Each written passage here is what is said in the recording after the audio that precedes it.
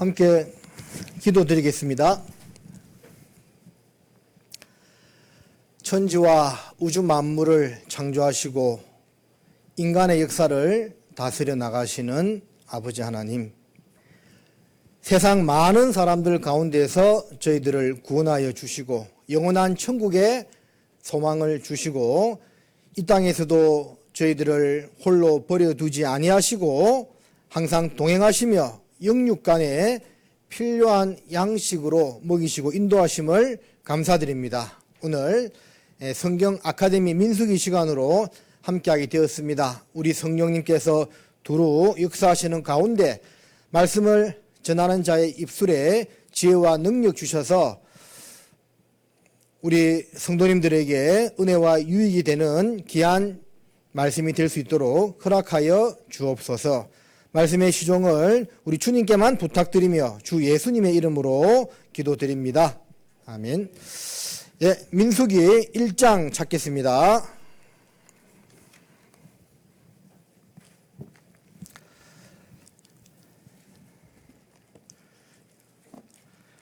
구약 성경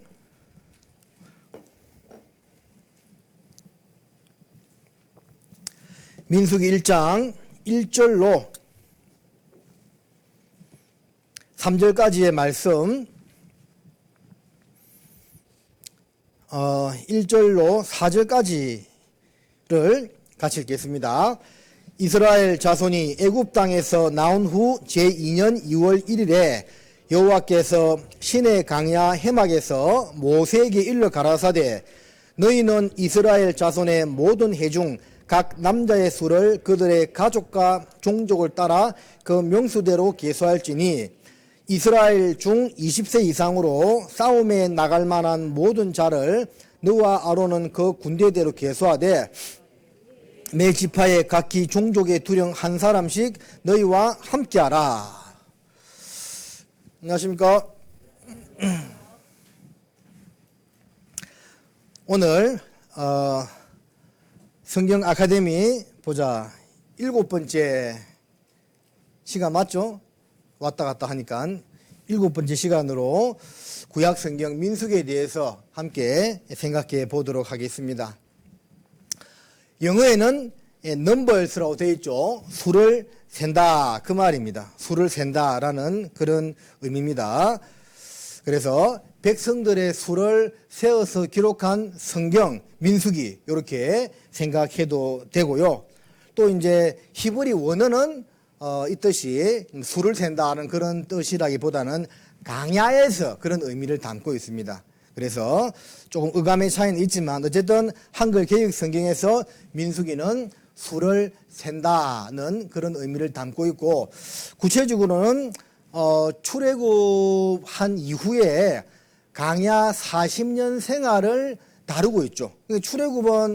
출애굽기는 출애굽 사건에 대해서 이제 중점적으로 다루는 성경이잖아요. 그런데 이 민수기는 출애굽 이후에 시내산 아래에서부터 이제 준비하는 과정, 그리고 가나안 땅을 향해서 출발하는 과정, 그리고 40년 강야 생활에 대해서 쭉 다루고 있는 성경입니다. 자, 모세오경이 창세기, 출애굽기, 레위기, 민수기, 신명기죠.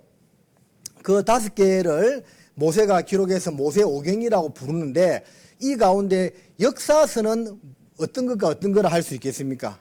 역사서는 창세기, 출애굽기, 민수기를 역사서라 할 수가 있겠고, 레위기하고 신명기는 역사서라기보다는 율법서에 들어간다라고 볼 수가 있겠죠. 그 성경 아카데미 제일 처음 할 때 구약의 흐름을 이제 먼저 파악해야 된다고 했는데, 그때 역사서 순번대로 쭉 한번 외웠습니다. 기억나요? 한번 해볼까요? 시작. 창출, 민수, 사삼, 왕, 대라너. 이렇게 외우면 된다고 했죠. 창출, 민수, 사삼, 왕, 대라너. 또 뭔 소리지 하면 또 곤란합니다. 그래서 역사서를 이렇게 쭉 간추린 것이 그에 해당된다고 말씀을 드렸습니다. 자, 이스라엘 백성들의 40년 강야 생활을 기록한 책이라고 할 수가 있는데, 그림을 한번 그려보겠습니다. 제가 뭐 그림도 잘 못 그리고 글씨체도 별로 좋지는 않지만 이 그림을 그려야만 좀 이해가 될 것 같아요. 그래서 이렇게 한번 쭉 그려보면 여기를 지중해라고 보고 여기가 이제 이스라엘 땅입니다. 위에 상단에 무슨 산이 하나 있었죠? 제일 위에 헐몬산. 헐몬산 있고 헐몬산에서 물이 쭉 흘러내려가지고 호수로 들어가죠. 이 호수가 무슨 호수? 갈릴리 호수. 그죠?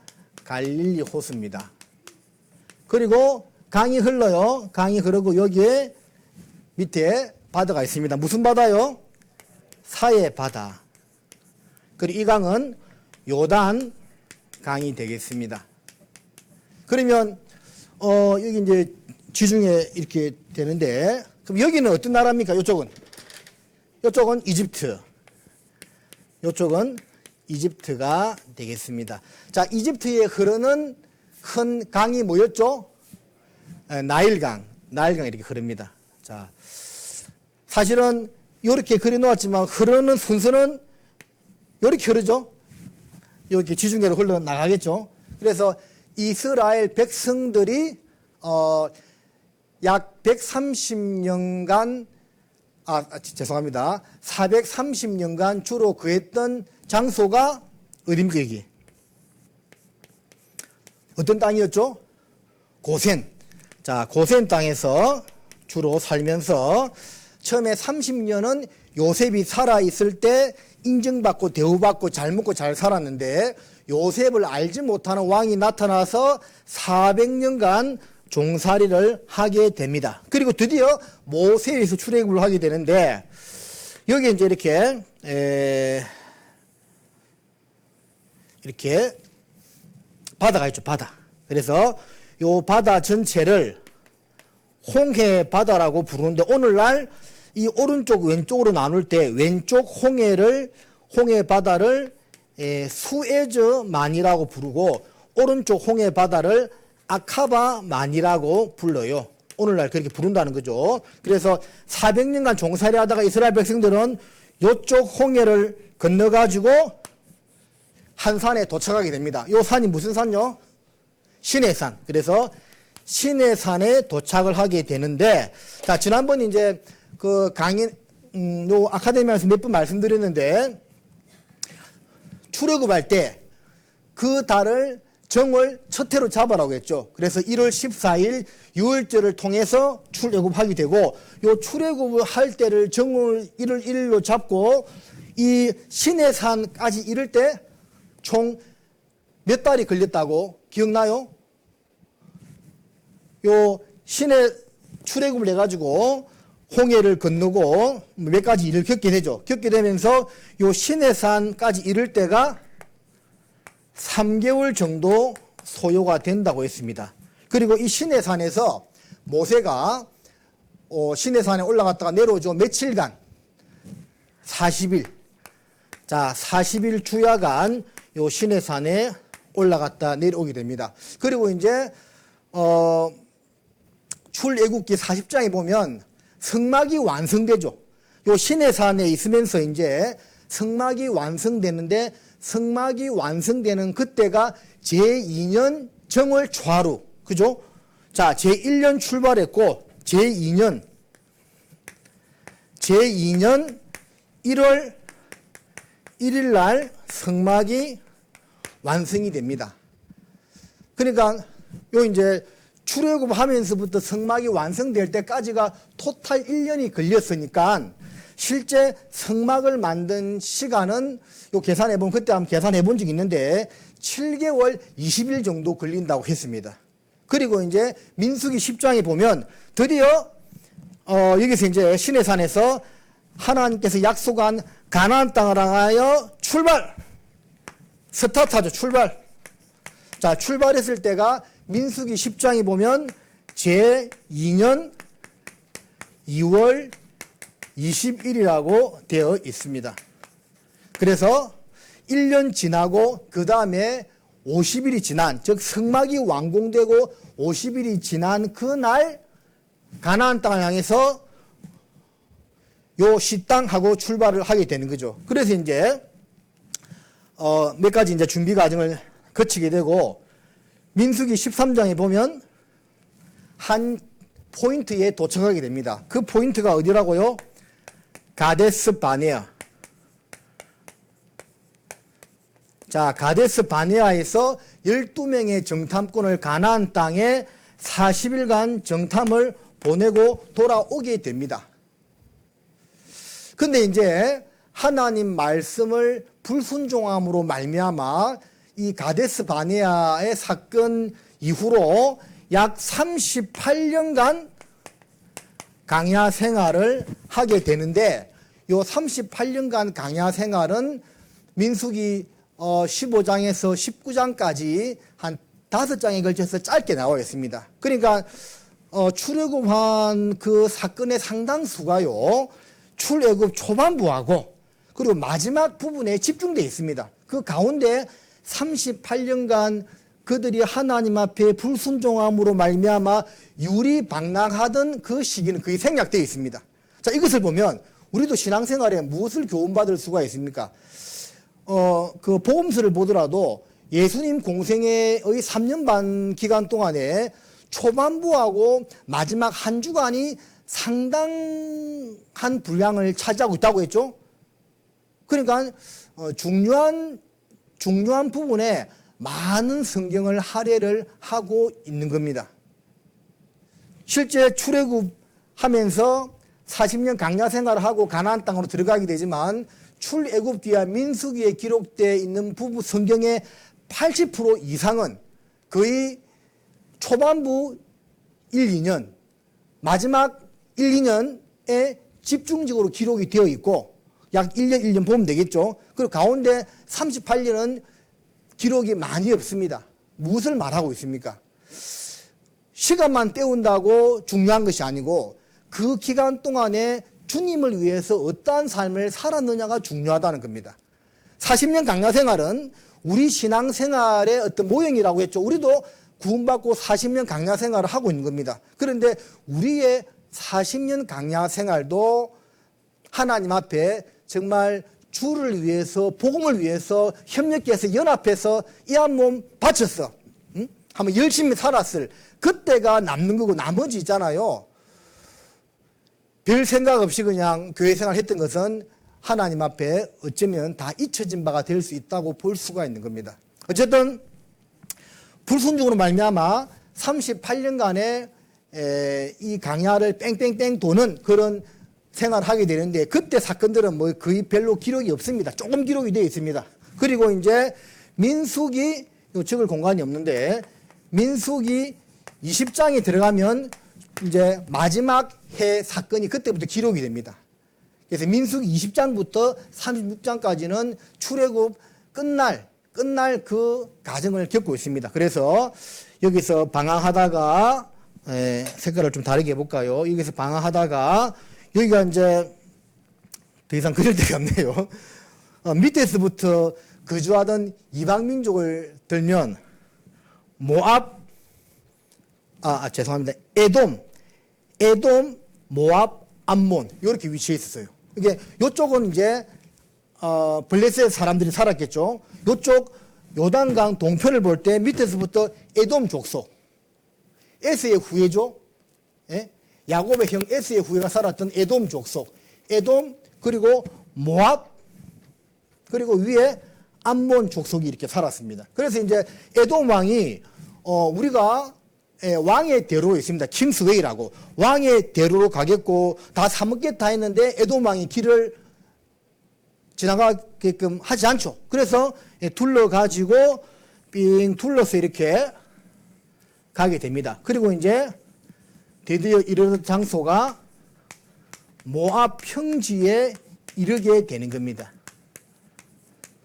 거의 출애굽 끝에. 그래서 이 모압 평지에서 모세가 이스라엘 백성들을 다 모아놓고 최후의 고비를 설교를 하게 되죠. 34장에 걸쳐서 긴 설교를 하게 됩니다. 그 성경이 뭐라고요? 신명기. 신명기는 뭐냐면 이 모압 평지에서 모세가 이스라엘 백성들에게 그동안 했던 하나님 말씀을 총 정리해가지고 다시 복습하는 설교를 마지막 하게 되는 겁니다. 그 설교를 마치고 모세는 느보산에서 죽습니다. 그래서 요 모압 평지에 있게 되고 여기서 이제 한번 북방 정벌하고 올라갔다 오는 일이 있게 되고 나중에 모세가 죽고 나서 여호수아와 갈렙의 주도로 이제 요단강을 건너서 가나안 땅에 입성을 하게 됩니다. 자, 이런 내용들이 이제 민수기의 주된 내용이라고 할 수가 있겠습니다. 그래서 민수기가 몇 장까지 있지요?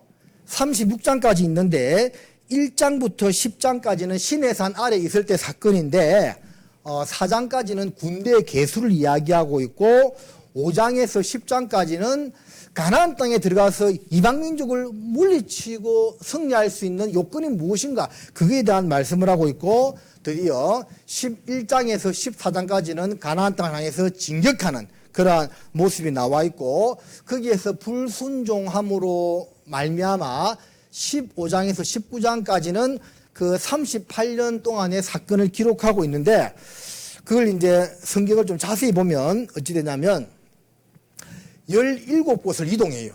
그러니까 막 여기서 뭐 멀리 갔던 것이 아니고 요 근처에서 왔다 갔다 하면서 17곳을 돌아다니면서 원점으로 돌아오게 돼. 헛된 신앙생활을 하고 있는 거죠. 예? 그래서 이 방향을 정확하게 잡지 못하고 이 신앙생활을 하면요 원점을 도는 신앙생활을 할 수가 있는 겁니다. 잠 안 오죠? 제가 잠 올까봐 미리 이야기 하나 해드릴게요. 제가 지도 있을 때 간지 얼마 안 됐는데 그 임자도 형제님들이 무인도에 염소를 몇 마리 풀어놨다고 염소를 잡으러 가자는 거예요. 순전한 나는 또 그 믿고 따라간대요. 그러니까 이제 임자도에서 들어가면 대노록도라는 섬이 있고 소노록도라는 섬이 있는데 그 대노록도라는 섬에 진짜 형제님 한 분이 염소 몇 마리 풀어놨어. 그래서 그 당시에 제가 전도사였으면 전도사님 저기 염소 잡았어. 오늘 잡아 먹읍시다 하는 거예요. 그러니까 이제 형제님 2명하고 저하고 3명이서 잡으러 갔어요. 가니까 그 대노록도라는 섬에 가니까 진짜 염소가 5마리 뛰어다니더라고요. 풀어놓은 염소가 새끼를 쳐서 막 뛰어다녀요. 그래서 이제 그거를 막 그 가가지고 한나절 동안 반나절 동안 잡았어요. 잡았을까요? 못 잡았을까요? 한 마리도 못 잡았어요. 염소가 얼마나 빠른지 잡을 수가 없어. 그래서 막 전산이 그 길목 지키고 있으라고 하면 자기들 몰아올 테니까 지키는데 어찌 잡아요? 바위를 타고 다니는데. 그래서 이제 염소 잡는 것은 고사고 이제 섬에서 못 나가게 생겼어. 그날 구역 집회였는데 그러니까 이제 점심때쯤 돼서 배를 타고 나갔어요. 그런데 그때 마침 해무가 팍 끼었어. 바닷가에서는 해무라 합니다. 3m 앞이 안 보여요. 근데 계속 있을 수 없잖아요. 이 배를 타고 이제 이제 시동을 걸고 한참 갔어. 우리 느끼면 한 30분 간 것 같아, 진짜. 갔는데 섬이 하나 나와요. 이제 임자도 앞에 있는 그 또 섬이 있거든요. 거기 온 줄 알았는데 어딘 줄 압니까? 그 섬을 한 바퀴 돌았던 거예요. 기분이 싸해요. 그래서 이제 이번에 반대로 또 30분 한창 돌았어요. 한창 돌다 보니 이제는 왔다 싶어서 또 섬이 하나 나오더라고요. 이제는 거기 왔구나 했는데 어디 섬일까요? 그 섬을 또 한 바퀴 돌은 거예요. 무섭더라니까요.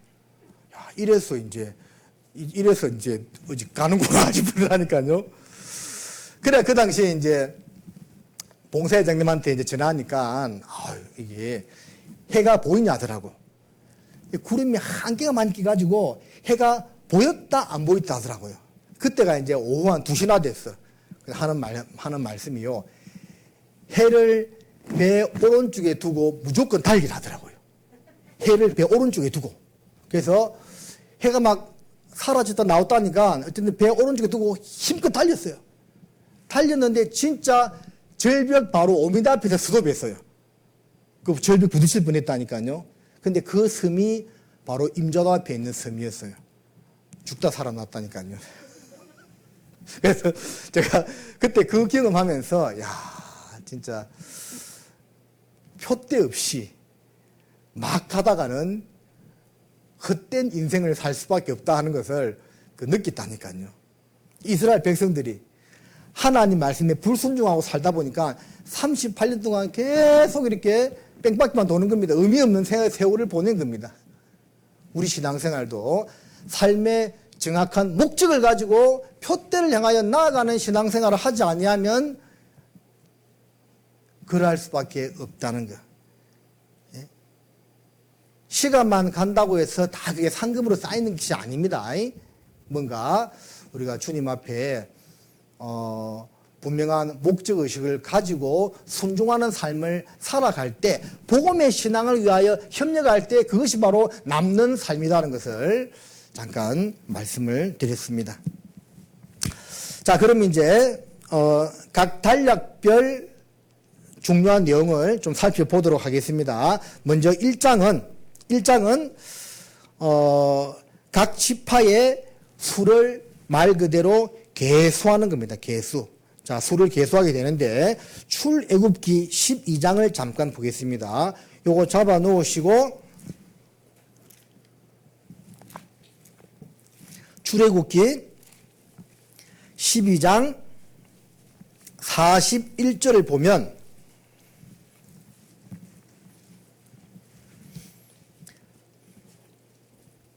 같이 읽을까요? 430년이 마치는 그날에 여호와의 군대가 다 애굽 땅에서 나왔은즉. 자, 그 수를 계수했는데 그 수가 60만 3,550명인데 출애굽기 말씀에서는 뭐라고 이야기하고 있죠? 여호와의 군대다라고 이야기하고 있습니다. 여호와의 군대가 거기서 탈출했던 겁니다. 왜 나왔느냐? 하나님이 예비한 그 영적 전쟁을 치르기 위해서 나왔다 그 말입니다. 그래서 이걸 신약에서 찾아보면 빌레몬서로 한번 가보겠습니다. 빌레몬서 1장이에요.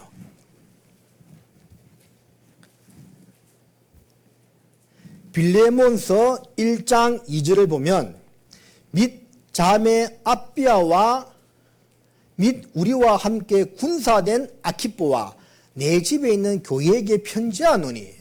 자, 내 집에 있는 교회라고 하면서 그 앞에 뭐라 되어 있습니까? 군사된 아키뽀. 그러니까 구약의 출애굽한 이스라엘 백성들을 여호와의 군대라고 표현했던 것처럼 동일하게 오늘날 우리가 하나님의 자녀이자 여호와의 군대, 하나님의 군대다 그 말입니다. 그래서 디모데후서 2장 4절에 보면 군사로 다니는 자는 자기 생활에 얽매이는 자가 없나니라고 말씀하고 있죠. 우리도 신약의 하나님의 군대다 그 말입니다. 그렇다면 하나님께서 우리를 왜 불러내셨느냐?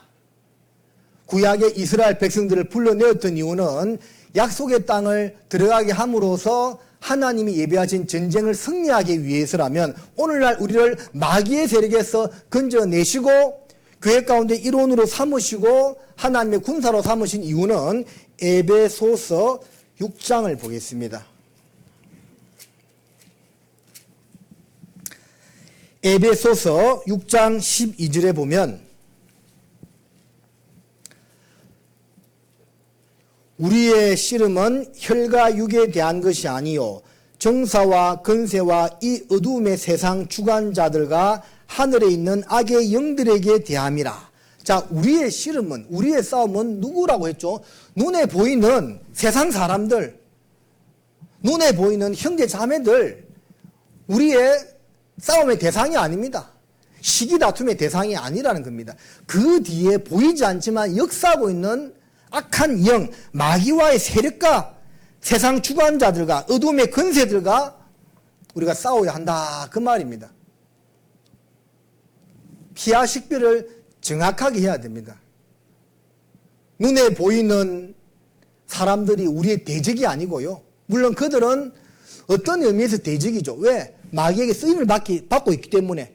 그러나 진짜 우리의 대적은 보이지 않지만 사람들 뒤에서 사람을 조종하고 우리를 방해하고 힘들게 하고 심지어 우리 사이에서도 틈을 비집고 들어와서 이간질시키고 판단하게 만들고 하는 그 사단 마귀가 우리의 원수라는 것을, 우리의 싸워야 할 대상이라는 것을 우리 성도님들은 꼭 기억하고 살아가야만 되겠습니다. 자, 민수기 1장으로 다시 이제 돌아가 보십니다. 그래서 민수기 1장 46절을 보면 이때 이제 계수함을 입은 자의 총계가 60만 3,550명이었더라. 603, 550 정도가 되는 겁니다. 만 20세 이상으로. 상당히 이제 많은 수죠. 예. 싸움에 나갈 만한 장정들입니다.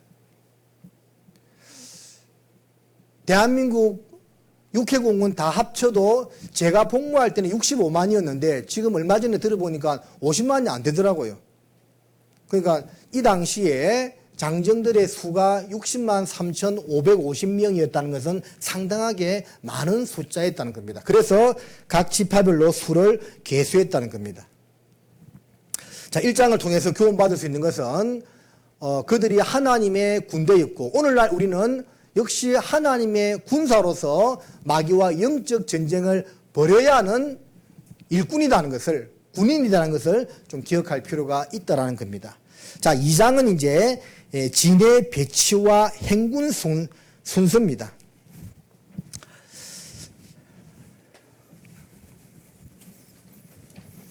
이스라엘의 지파가 총 몇 개죠?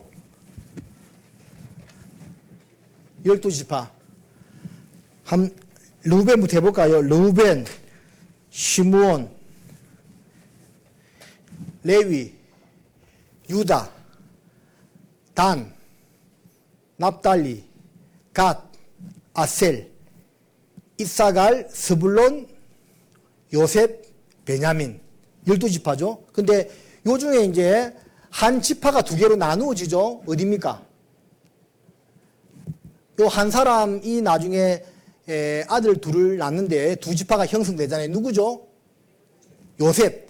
요셉이 낳은 첫째 아들 므낫세, 둘째 아들 에브라임이 이제 각각 지파를 이루게 되죠. 그렇게 따지면 총 13개 지파가 되네요. 근데 여기서 이제 땅 분배에서 제외되고 하나님만 섬기는 지파로 한 지파를 따로 분별하죠. 어느 지파입니까? 레위 지파. 그래서 그 레위 지파를 따로 이제 뺐기 때문에 그렇게 되는데, 이 진 배치를 여러분들이 외울 필요는 없는데 참고로 한번 보면 좋습니다. 자, 동서남북을 이렇게 이제 표시를 하는데 진 배치는 동서남북대로 하면 안 되고 동그라미, 제가 뭘 그리고 있을까요? 뭘까요? 해, 선, 태양입니다. 그래서 항상 진을 칠 때 해 뜨는 방향 동쪽을 보고 진을 쳤어요. 그래서 영어로 표기하면 동쪽, 이스트. 동쪽 반대는 밑에가 어디죠? 서쪽, 웨스트. 그럼 여기 오른쪽이 어디예요? 동쪽, 서쪽, 여기 어디죠? 남쪽이죠. S. 여기가 N, 북쪽이 되겠죠.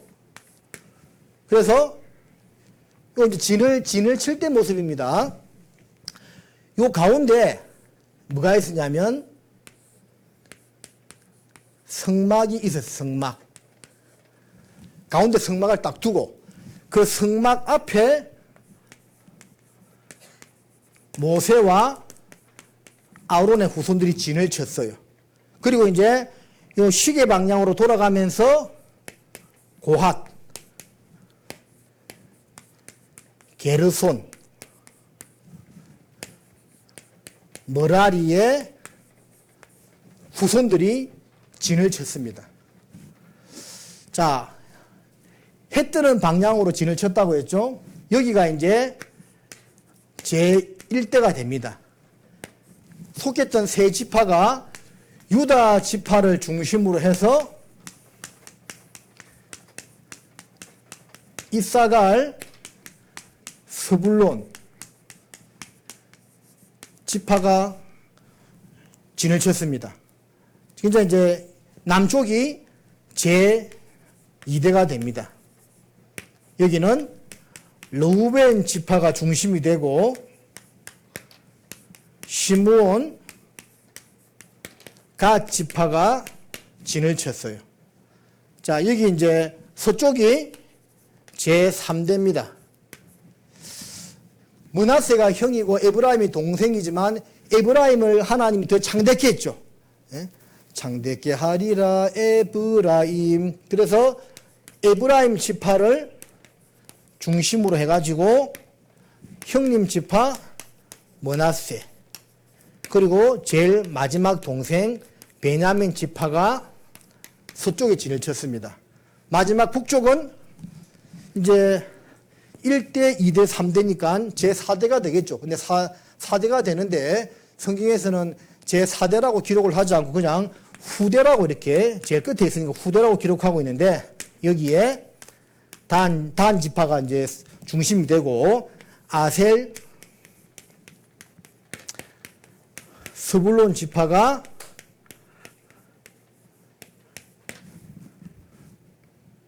아셀, 스불론 위에 나왔죠. 죄송합니다.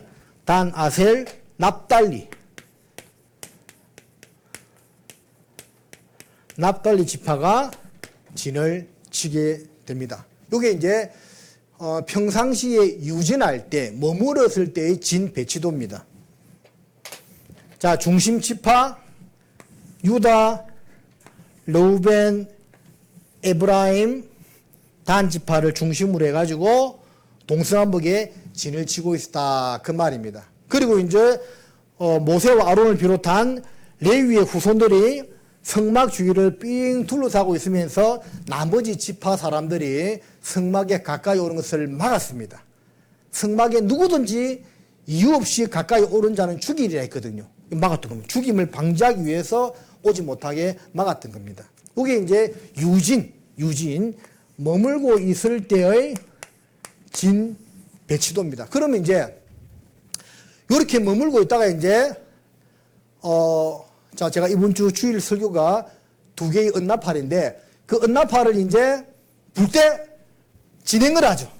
자, 진행을 할 때는 뭐가 제일 앞으로 나갑니까? 진행을 할 때는 뭐가 제일 앞으로 나가죠? 성막이 제일 앞에 있습니다. 그래서 내가 너희 갈 길을 먼저 찾는다 했잖아요. 성막이 제일 앞에 나가고, 그 다음에 이제 레위 지파 따라가고, 그리고 이제 1대, 2대, 3대 후대 순으로 쭉 이제 따라갔다, 그 말입니다.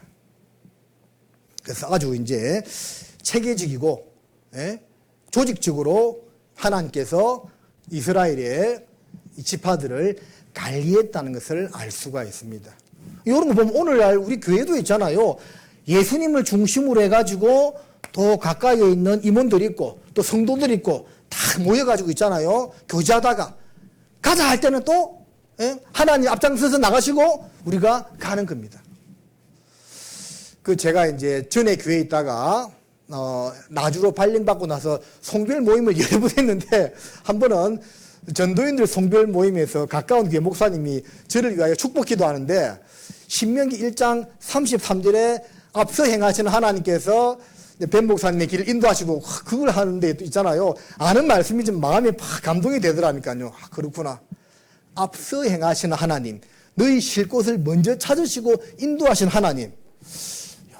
참 마음에 감동과 위로가 되더라니까요. 그래서 진을 칠 때는 성막 중심으로 했고, 앞으로 갈 때는 성막을 제일 앞에 두고 따라가는 겁니다.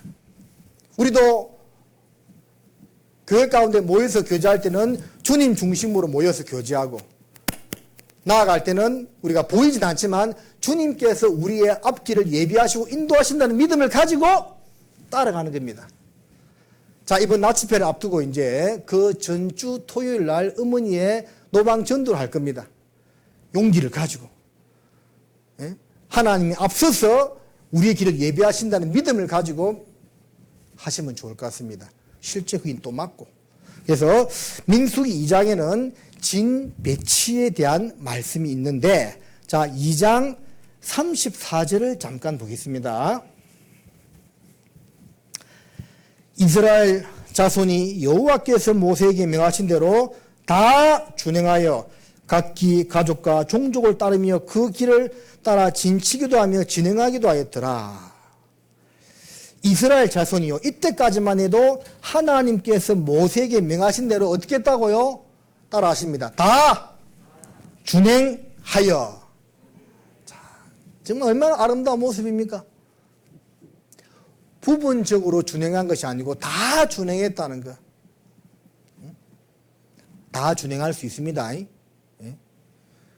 노아도 창세기 6, 7, 8장에 보면 하나님께서 명하신 대로 다 준행했다는 기록이 몇 번 나오죠. 다 준행했습니다. 그것은 무엇을 교훈하느냐? 우리도 다 준행할 수 있다라는 것을 설명하고 있는 구절이기도 내용이기도 합니다. 자, 그 다음에 이제 민수기 3장은 이렇게 전체 계수하고 진 배치한 다음에 3장으로 넘어가서는 이제 그 레위 지파의 인구 조사에 대해서 하고 있습니다. 그런데 여러분들, 하나님께서 출애굽을 통해서 세운 율례가 있죠. 원래 6월절 날 죽음의 사자가 다 지나가면서 사람으로부터 짐승의 첫 새끼까지 처음 난 것은 다 죽이잖아요. 근데 이스라엘 백성들은 살았죠. 왜 살았습니까? 어린 양을 대신 잡아서 죽였다 그 말입니다. 대속했죠. 그래서 그것을 이제 시점으로 해가지고 하나님께서 모든 이스라엘의 처음 난 것은 다 내 것이라는 그런 딱 법을 정했죠. 그래서 이제 비단 첫 것만 하나님 것이 아니고 모든 것이 하나님 것인데, 모든 것이 하나님 것이라는 것에 대한 하나의 표로서 첫 번째 난 것은 다 여호와의 것이라고 했죠. 그래서 이제 12지파의 모든 처음 난 것은 다 하나님께 갖다 바쳐야 되는데, 만약 그렇게 하면 이제 그 이후에 신앙생활, 이제 그 강야 생활 또 인도되는 생활을 하면서 상당한 이제 번거로운 일들이 발생할 수가 있겠죠. 그래서 대신 준 지파가 레위 지파다 그 말입니다. 자, 민수기 3장 11절입니다.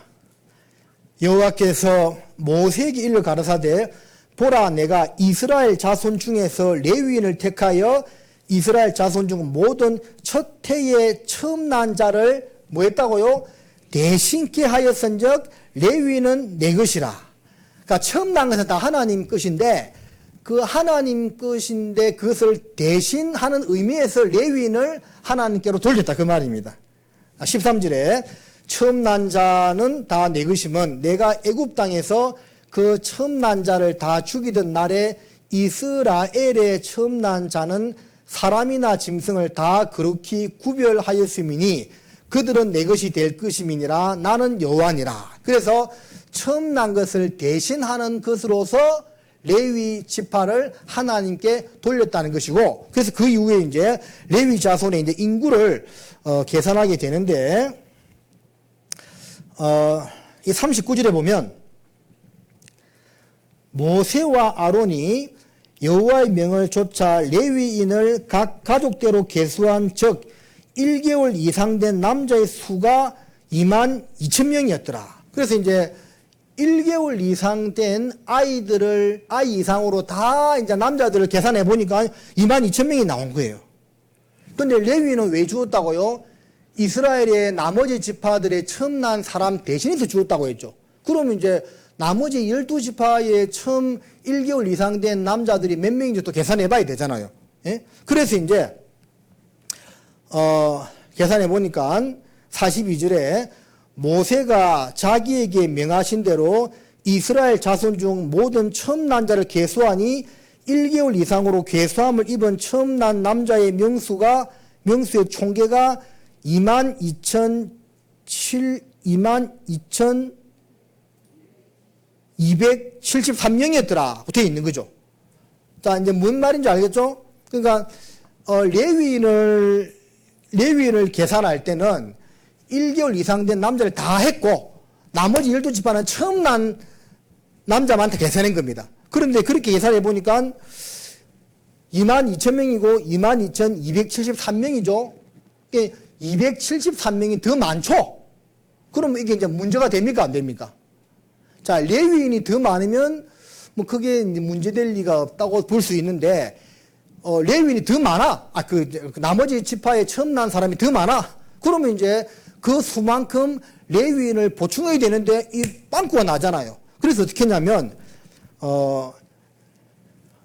48절에 보면 이스라엘 자손의 처음 난 자가 레위인보다 273인이 더한 적 속하기 위하여 매명에 5세겔씩 지하여 성소의 세겔대로 지하라. 한 세겔은 20개라니라. 그래서 한 명당 5세겔로 계산해 가지고 하나님께 드렸다 그 말입니다. 그 계산하니까 50절에 곧 이스라엘 자손의 처음 난 자에게서 받은 돈이 성소의 세겔대로 1365세겔이라. 그래서 273 곱하기 5 하니까 1365세겔이 나오게 된 겁니다. 그렇게 하면서 이제 그 부족한 사람들을 속전으로 계산해 가지고 맞추었다 그 말입니다.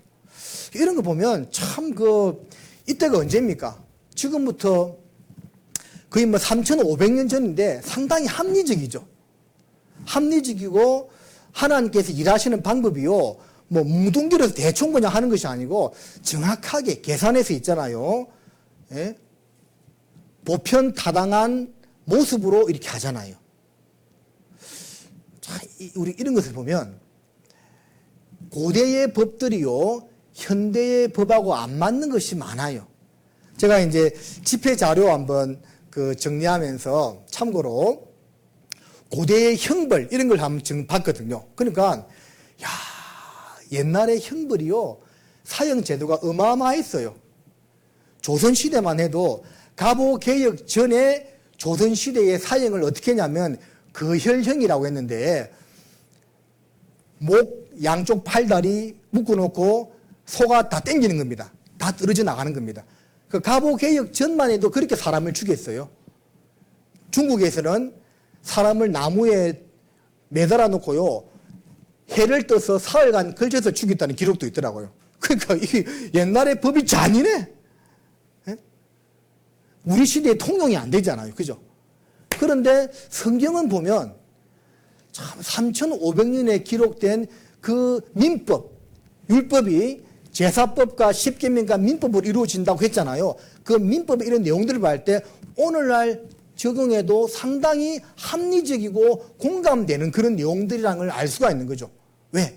하나님의 법이기 때문에 그렇다는 겁니다. 그래서 273명 모자라는 그것을 5세겔로 계산해서 했다는 거. 상당히 이제 하나님이 일하시는 방법이 합리적이고 우리도 충분하게 이해하고 받아들일 수 있는 모습으로 한다는 것을 알 수가 있습니다.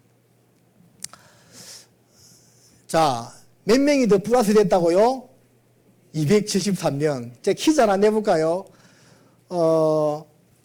바울이 로마로 가다가 배가 파손해서 그 배 안에 있던 사람들이 다 죽을 뻔했다 살아났잖아요. 그때 살아난 사람의 수가 몇 명인 줄 알아요? 예? 276명입니다. 아마 그럴 거예요.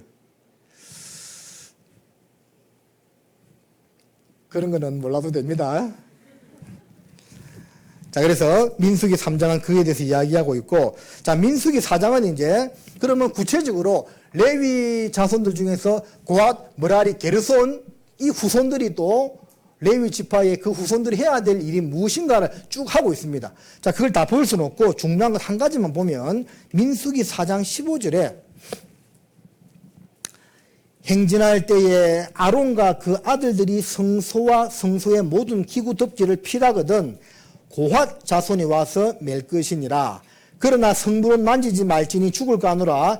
해막 물건 중에서 이것들은 고핫 자손이 맬 것이며, 이 고핫 게르손 므라리의 이 자손들이 있었는데요, 레위 지파에 일이 분담대가 있었어. 레위의 후손들은 제사장을 맡았죠. 대제사장을 레위의 후손 아론의 후손들에게 놨잖아요. 고핫은 뭘 했냐면 주로 이제 이 성물을 옮기는 일을 했습니다. 그래서 그 법궤를 옮길 때 고핫의 후손들이 그 고리에다가 막대를 꿰어서 어깨에 짊어지고 이 법궤를 옮기라고 되어 있죠. 그런데 이제 후대에 가가지고 이 방법대로 안 하다가 한번 사고 친 적이 있죠. 제가 설교 때 말씀을 드렸습니다. 기억나요? 어느 때인지? 어느 때입니까? 다윗이 아미나답의 집에 20년간 방치되어 있던 법궤를 다윗성으로 옮길 때 이 고아세 후손들이 어깨에 매야 되는데 어떻게 했습니까? 소가 끄는 새 수레에다 법궤를 싣고 나가다가 소가 뛰어서 법궤가 흔들리니까 우사가 법궤에 손을 대어서 죽게 되죠. 그래서 그 사건을 두고 하나님이 진노하셔서 다윗이 베레스 우사라고 칭하게 되잖아요. 3개월간 오벳 에돔의 집에 있는데 하나님이 오벳 에돔을 축복한 그것을 계기로 해가지고 다시 고아세 후손들이 율법에 기록된 대로 법궤를 옮겨서 다윗성으로 옮기게 되는 그 내용이 사무엘하 6장에 나와 있습니다. 중요한 겁니다. 뭘 알려준다고 했죠? 하나님이 정하신 법대로 순종하는 것이 중요하다는 겁니다.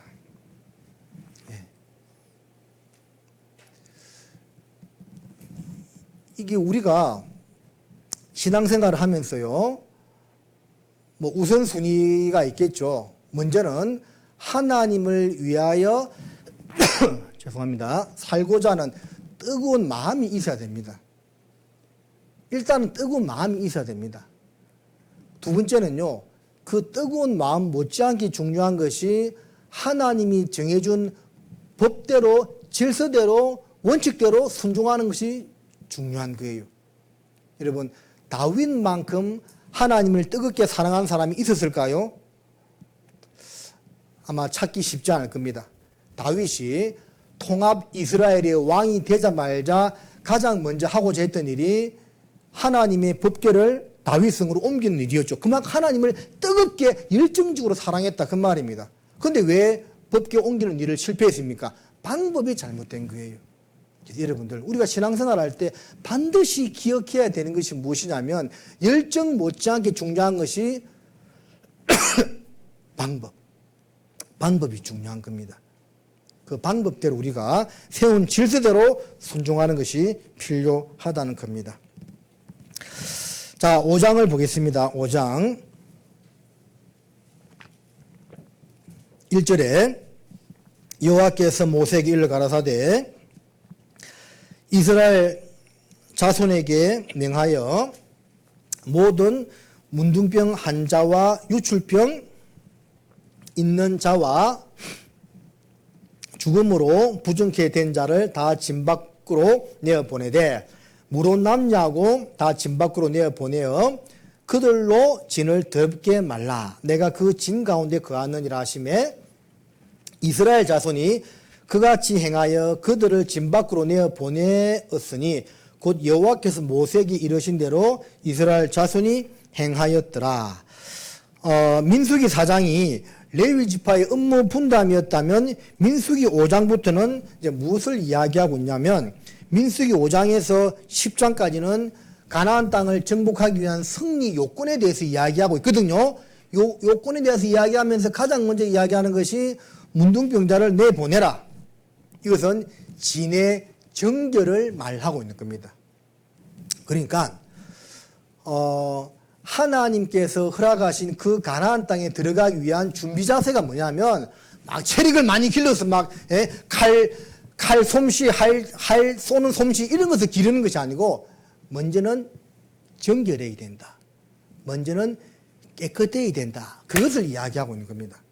그래서 오늘날 우리도 하나님의 군사로서 우리가 쓰임받기 위해서 가장 중요한 것이 무엇이냐면 성경도 많이 알고 또 관련된 지식도 배우고 행동하는 건 중요합니다. 근데 그것보다 더 우선되어야 할 것이 무엇이냐면 정결, 깨끗해야 된다는 겁니다. 데살로니가 전서 4장 3절에 하나님의 뜻은 이것이니 곧 너희의 뭐라고 되어 있죠? 거룩함이라. 정결해야 돼. 문둥병자, 유출병자, 각생 병든 자 다 진 밖으로 내보냈습니다. 왜? 깨끗해야 되기 때문에. 우리가 하나님의 일꾼으로 하나님의 군사로 귀하게 쓰임받기 위한 첫 번째 요건은요, 우리가 하나님 앞에 성결함을 유지해야 된다는 것이 첫 번째 조건이라는 것을 말씀하고 있는 겁니다. 자, 민수기 6장은 이제 나시린의 서원에 대해서 이야기하고 있죠. 자, 나시린은 자발적인 헌신입니다. 누구든지 할 수가 있었습니다.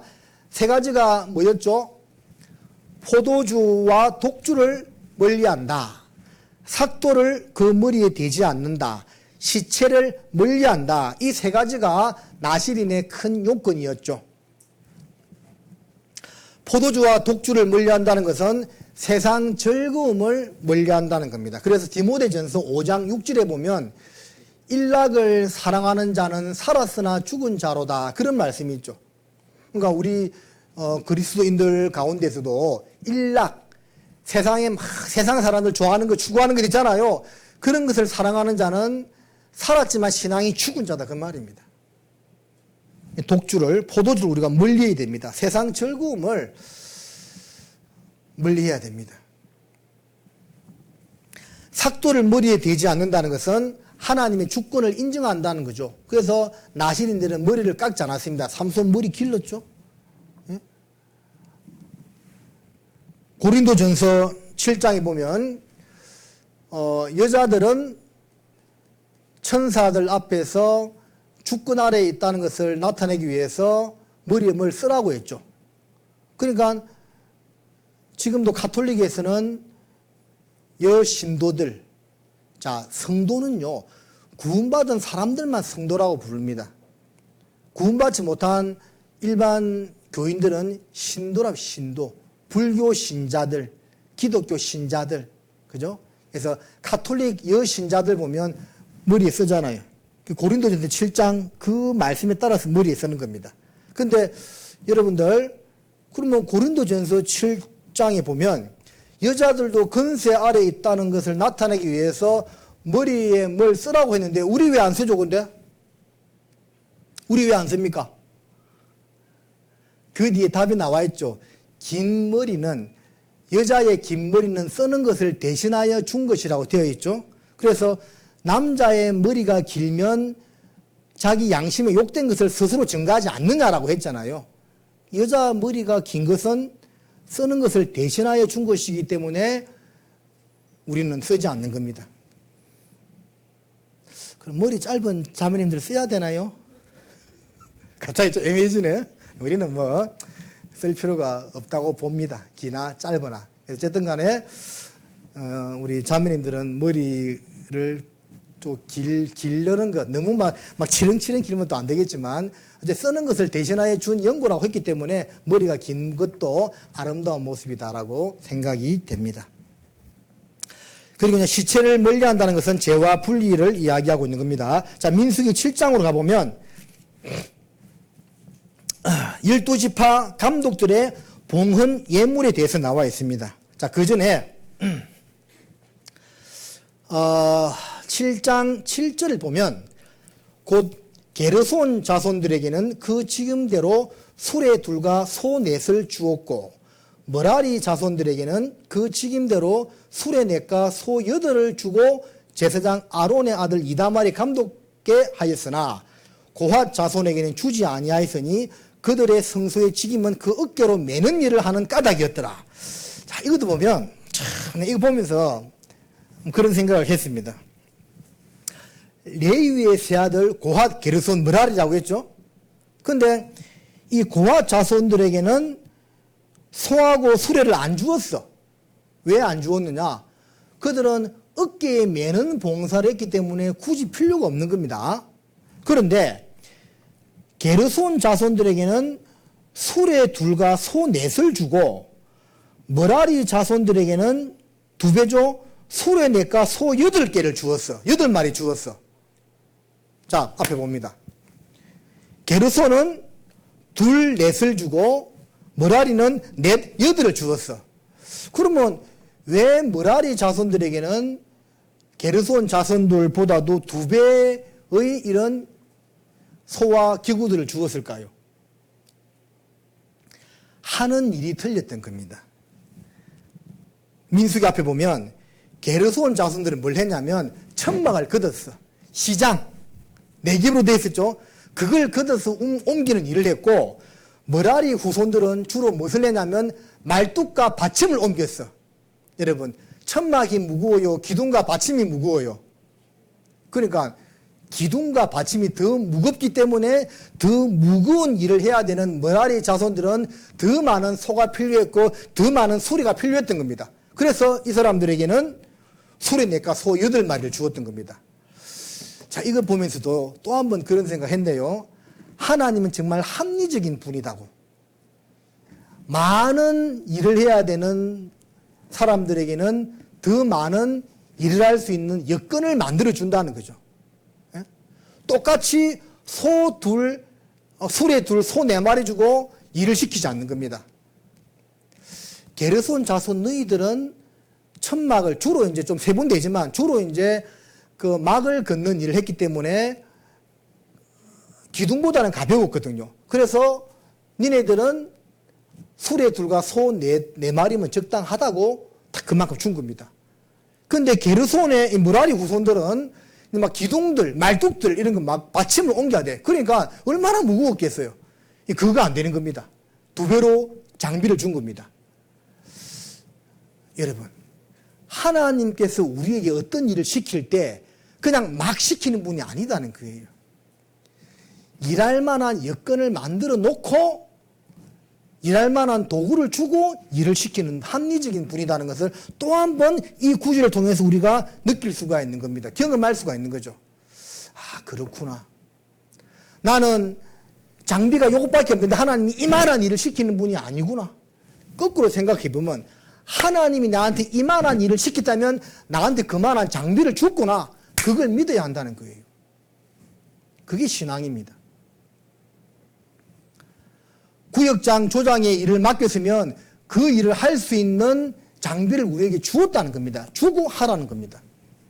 이게 결국은 어떤 의미가 되겠어요? 우리 마음의 문제라는 거죠. 하나님은 나한테 수레 4개, 소 8마리 줬는데, 아이고, 나는 장비가 부족해서 그 일 못해요. 이러면 안 된다는 겁니다. 하나님 줬는데요. 그걸 믿어야 돼. 그게 바로 우리 신앙이라는 거예요. 예수님께서 12제자, 70제자를 파송할 때도 마찬가지잖아요. 그들에게 귀신과 각색병을 고치고 쫓아내는 능력을 주고 보냈죠. 그냥 보낸 분이 아닙니다. 오늘날 교회 안에서도 우리에게 전도인부터 해가지고 각 해별회장, 구역장, 또 찬양대, 교회학교 다양한 봉사의 직분을 주셨습니다. 도구를 주고 우리에게 일을 시킨 겁니다. 도구 안 주고 하나님은 무대포로 일해! 이런 분이 아니다는 거예요. 잘 알겠습니까? 네. 오늘 주무시는 분이 없어서 좋네요. 아무도 안 줘라. 가을은 천고마비의 계절이라서 잠도 안 오고 좋습니다. 자, 그리고 이제 민수기 8장은 어떤 내용이냐면 레위인의 죄송합니다. 그리고 민수기 7장 그 내용이 있고 12지파의 대표들이 하나님께 예물을 드리는데 그게 똑같아. 그래서 제가 성경 볼 때 민수기 7장이 89절까지 있잖아요. 근데 드린 예물이요 같은 말씀이 계속 반복되는 거 알고 있죠? 그러니까 민수기 7장 12절에서 17절까지 요것만 읽으면 요 2, 3, 4, 5, 6, 7, 2 6개 구절이요 계속 반복되는 거예요. 그거 알고 있죠? 앞에 그 예물을 드린 사람 이름만 바뀌고 뒤에 내용은 똑같은 겁니다. 똑같은 것을 긴 장을 통해서 반복적으로 기록해 놓고 있습니다. 그러면 예를 들어서 시상식을 할 때 이 사람은 어떠한 일을 해가지고 이 상장을 수여합니다 하고 그 다음부터는 그 사람 이름하고 생년월일만 부르고 이하 동문입니다 하고 생략하죠. 보통 세상에서 그렇게 하잖아요. 그러면 이 성경도 그렇게 기록해도 돼. 왜? 똑같거든 내용이. 근데 이것을 무려 89절까지 걸쳐가지고 하나하나 다 기록하고 있습니다. 이건 무엇을 의미하고 있습니까? 하나님께서 다 기억한다는 겁니다. 성경 장수 일부로 늘리기 위해서 기록해 놓은 것이 아니고 하나님께서 각 사람이 하나님께 드렸던 희생과 헌신에 대해서 하나도 잊지 않고 너희가 내 이름으로 이 어린 소자에게 냉수 한 그릇이라도 주면 결단코 상을 잊지 않는다는 그 말씀처럼요. 하나님이 다 기억하신다는 것을 우리에게 교훈해 주고 있는 겁니다. 맞아요. 하나님 다 기억하고 있습니다. 지혜가 무한하신 분이잖아요. 다 기억하고 있는 거예요. 자, 8장은 레위인의 봉헌에 대해서 이야기하고 있는데 잠깐만 참고할 부분은 2절에 보면 아론에게 고하여 이르라 등을 켤 때는 7 등잔을 등대 앞으로 비치게 할지니라 하시매. 자, 봅니다. 내가 이제 구약으로 돌아가서 이 성막 안에 딱 들어갔습니다. 예? 성막에 출입 구문이 한 9m 된다고 했죠. 굉장히 넓었어요. 누구든지 내게 오라! 딱 들어가면 뭐가 있죠? 앞에 번제단. 번제단 지나면 그 다음 뭐가 있죠? 물두멍. 물두멍 지나면 이제 성소에 이릅니다. 성소에 들어가면 그 앞에 성소와 지성소를 가로막는 시장이 있고 성소 안에 딱 들어갔을 때 오른쪽에 진설병 떡상이 있고 맞은편에 분향단이 있고 왼쪽에 지금 기록한 7 등대 메노라가 있습니다. 촛대. 근데 이제 이 등을 칠 때 7 등잔을 등대 앞으로 비추라고 했거든요. 그러니까 그 등대 앞을 비추는 겁니다. 등대 앞을 비추어야만 제사장들이 그 성소 안에 들어가 봉사를 할 수 있겠죠. 그리고 궁극적으로 등대 맞은편에 뭐가 있습니까? 예? 자, 들어갔을 때 왼쪽에 요 금촛대 있다고 했죠. 바로 맞은편에 뭐가 있죠?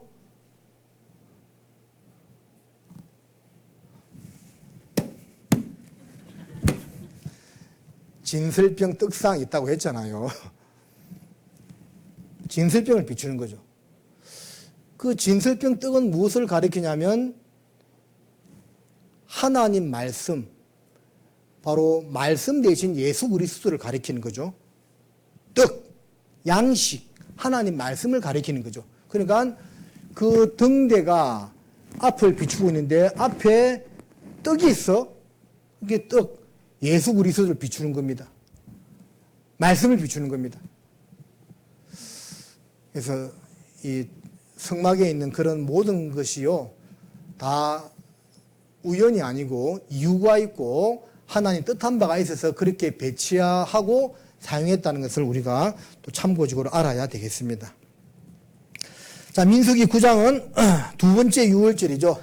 그러니까 출애굽할 때 첫 번째 유월절 했죠. 그리고 이제 강야에서의 첫 번째 유월절이 되는 겁니다. 그러니까 토탈로 따지면 두 번째 유월절이 되고 이제 15절부터는 이제 구름 기둥과 불 기둥이 이스라엘 백성을 인도했다는 그러한 내용으로 이어지고 있습니다. 자, 10장은 제가 이번 주 주일 설교 때 말씀드릴 건데 두 개의 은나팔입니다. 3절에 두 나팔을 불 때는 온 회중이 모이고 하나만 불 때는 천부장이 모이고 울려 불 때는 동편진이 진행하고 또 2차로 울려 불 때는 남편진이 진행하고, 그러니까 이제 맞죠? 제1대 동편진, 두 번째 울려 보면 남편, 동남서 북순으로 진행했던 겁니다. 그러니까 그러한 용도로 두 개의 은나팔을 만들었는데 중요한 것은 이 귀를 잘 기울여야 돼. 이게 소집 나팔인지 진행 나팔인지 이 귀를 잘 기울이지 않으면 놓치는 겁니다. 맞겠죠? 그러니까 이스라엘의 12지파의 백성들은 가능하면 진에서 멀리 떨어지지 않으려고 했겠죠. 그 소리를 잘 들으려고. 이왕이면 가까운 성막 가까운 쪽으로 모여야만 그 레위인들이 부는 은나팔 소리를 잘 구별해서 이게 천부장만 모이라는 소리인지 이게 이제 다 모이라고 하는 소리인지, 이게 이제 1대 진행인지 2대 진행인지 구별을 해야 되겠죠. 그러니까 가까이 모일 수밖에 없는 거예요. 그리고 이제 멀리 진 끝에 있었던 사람들은 아말렉의 주된 공격 대상이 되었다는 것을 우리는 잘 알고 있습니다. 그래서 이 두 개의 은나팔을 통해서 하나님께서 그들을 인도하고 또 모았다 하는 것을 알 수가 있고요. 요 10장 11절을 보면 제2년 2월 20일에 구름이 정금하게서 떠오르매 이스라엘 자손이 시내 강야에서 출발하여, 그러니까 이제 5장부터 10장까지는 준비 과정이죠. 준비하고 드디어 이제 제2년 2월 20일에 시내 강야에서 가나안 땅을 향해서 스타트 출발하게 되는 겁니다. 자, 33절에 그들이 여호와의 산에서 떠나 3일 길을 행할 때에 여호와의 언약궤가 그 3일 길에 앞서 행하며 그들의 쉴 곳을 찾았고, 그들이 행진할 때에 낮에는 여호와의 구름이 그 위에 덮였었더라. 자, 하나님의 언약궤가 행진할 때는 가장 먼저 섰다고 했죠. 심지어 3일 길 앞서 행하며 그들의 쉴 곳을 찾았다라고 되어 있습니다. 앞서 행하시는 하나님이라는 것입니다. 그때나 지금이나 동일하다는 것을 우리는 반드시 믿어야 하겠습니다. 자, 그런데 이렇게 만반의 준비를 다 하고, 만반의 준비를 다 하고 출발했는데 처음부터 이제 어그러지는 겁니다. 참, 우리 사람은 어쩔 수 없는 존재인 것 같아요.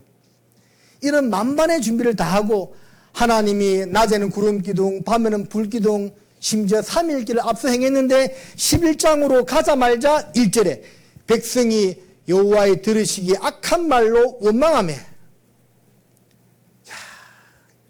출발부터가 이제 원망부터 시작하는 원망. 여호와께서 들으시고 진노하사 여호와의 불로 그들 중에 붙어서 진끝을 사르게 하시며, 백성이 모세에게 부르짖었으므로 모세가 여호와께 기도하니 불이 꺼졌더라. 그곳 이름을 다베라라 칭하였으니 이는 여호와의 불이 그들 중에 붙은 연고였더라. 하나님께서요, 불을 붙여서 진끝을 살랐다고 되어 있죠. 왜 진중앙을 안 살랐겠습니까? 진중앙 살으면 안 되죠. 진끝을 살랐습니다. 이게 항상 끝에 있는 사람들이 피해를 보는 겁니다. 그러니까 참 이게 예나 지금이나 똑같아요. 항상 교회 중심, 교회 가운데로 모이고자 하는 사람들은 불평 원망이 없어.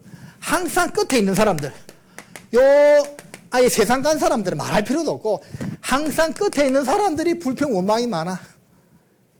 그게 하나님이 진끝을 살라버린 겁니다. 그지에서 정신 차리고 아이고 살려주세요 하니까 불이 꺼졌어요.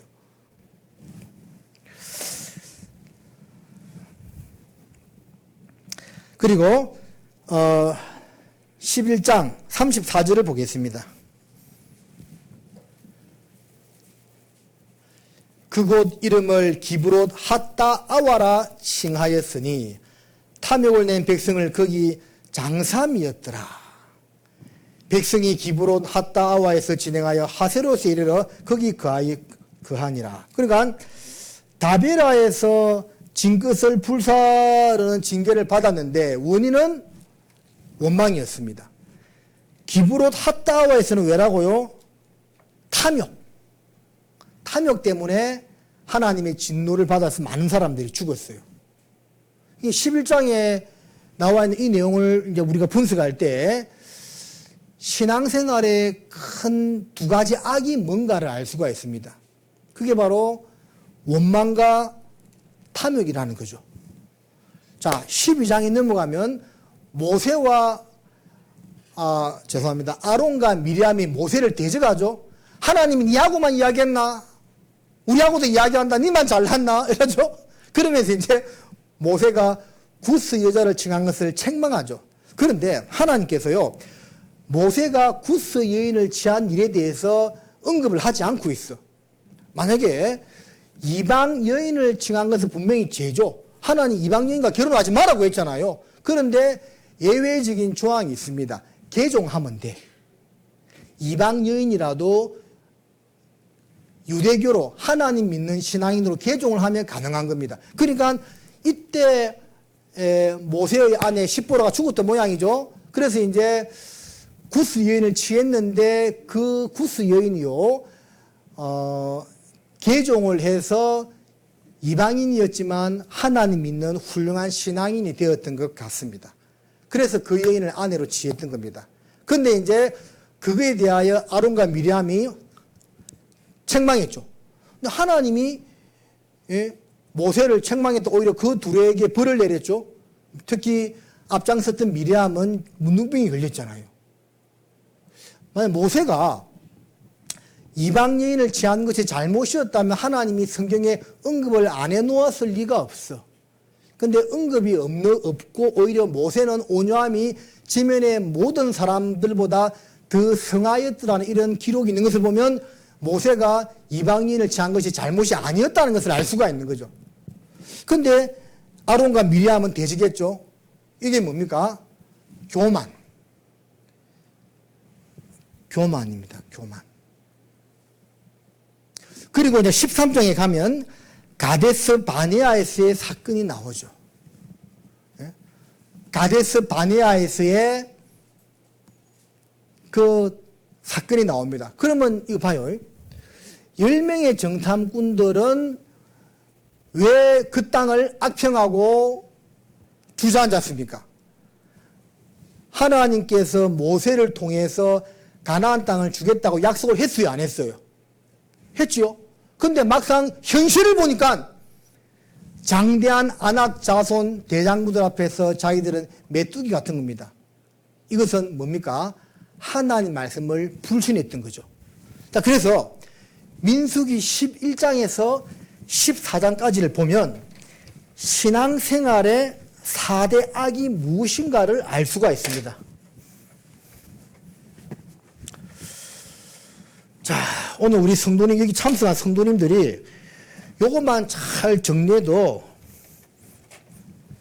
큰 거 구하는 겁니다.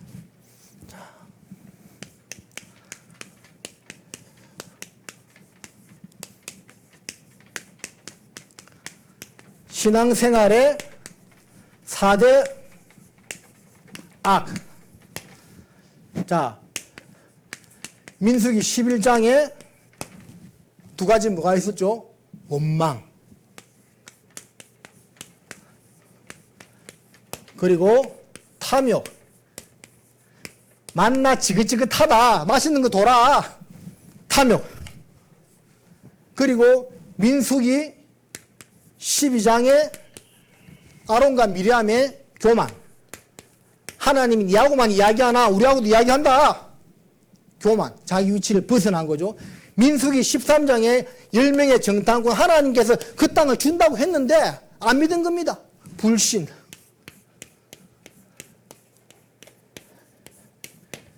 이게 신앙생활의 4대 악이라고 할 수가 있습니다. 민수기를 통해서 정리할 수 있는 겁니다. 그러니까 우리는 요것을 버리고, 요것을 이제 버리고 있잖아요.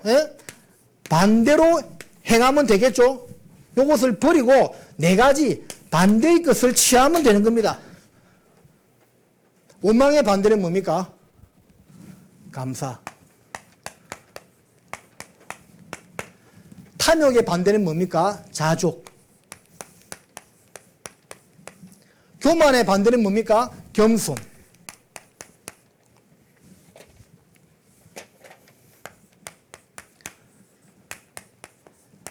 불신의 반대는 뭡니까? 믿음. 자, 우리는 이스라엘 백성들의 그 40년 강야 생활을 통해서 이것을 잘 배웠으면 좋겠습니다. 그들의 40년 강야 생활의 38년의 모습이 헛된 모습이었던 것은 이 4가지 죄 때문이었구나. 원망, 탐욕, 교만, 불신 때문에 그들이 망했구나. 우리는 이것을 교훈 삼아서 반대의 것을 취하면 되는 겁니다. 감사, 자족, 겸손, 믿음. 이 네 가지를 취하는 신앙생활을 우리가 하면 된다라는 겁니다. 자, 에베소서 5장을 보겠습니다. 에베소서 5장 20절 같이 읽겠습니다. 범사에 우리 주 예수 그리스도의 이름으로 항상 아버지 하나님께 감사하며 범사의 모든 일에 좋은 일이든 안 좋은 일이든 범사의 모든 일에 예수님의 이름으로 항상 하나님 아버지께 뭐라고요? 감사하며 감사해야 됩니다. 빌립보서 4장 11절입니다.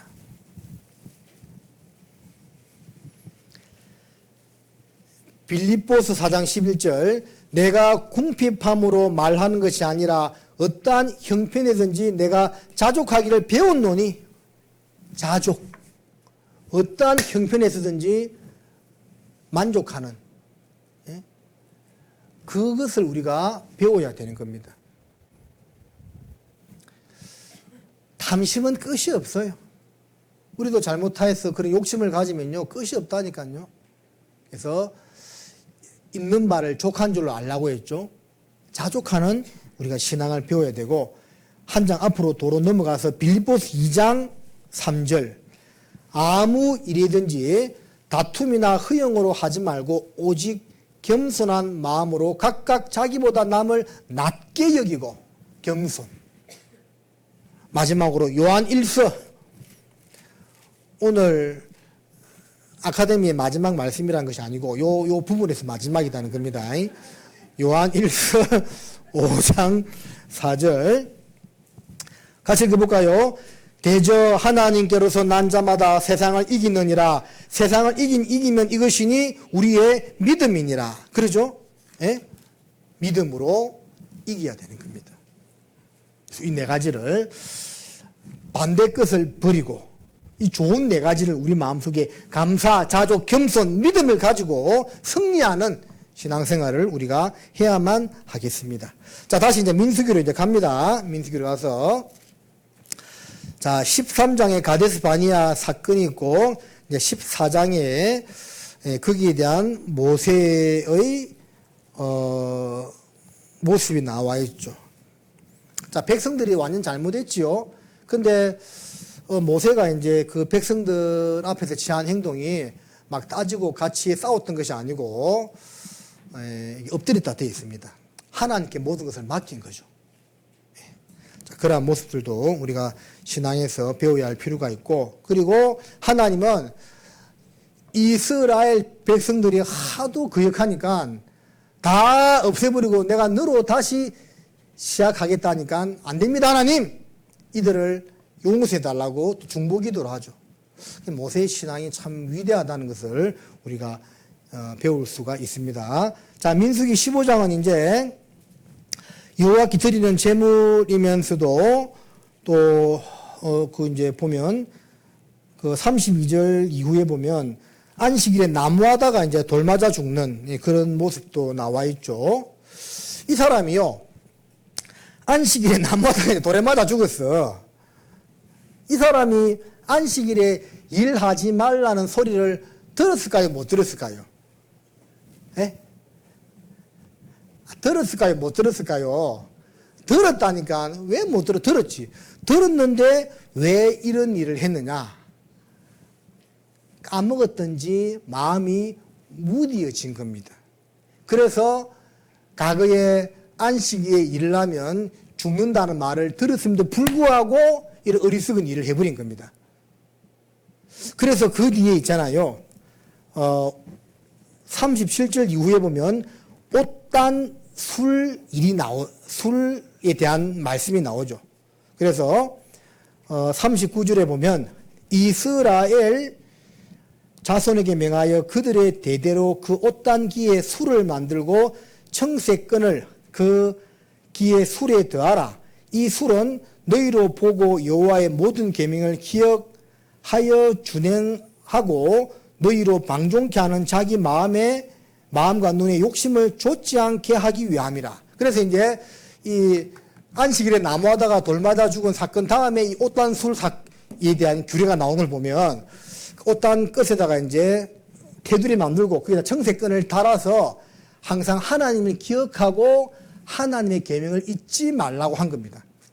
왜? 우리 사람은 잊어버리거든요. 애들 금방 그 일 때문에 혼나고도 돌아서면 해 웃고 또 하잖아요. 하나님 볼 때 우리가 그렇다니까. 또 죄지야. 또 불순종해. 그러니까 이스라엘 백성들에게 요 옷단 끝에 테두리 만들어서 끝에 청색끈 달아서 항상 그걸 보면서 하나님 생각하고 하나님 계명 잊지 마라. 그래. 우리도 참 우둔한 사람들입니다. 우리가 하나님 앞에서. 그래서 말씀을요 계속 듣고 읽고 묵상하지 아니하면 안 되는 존재인 겁니다.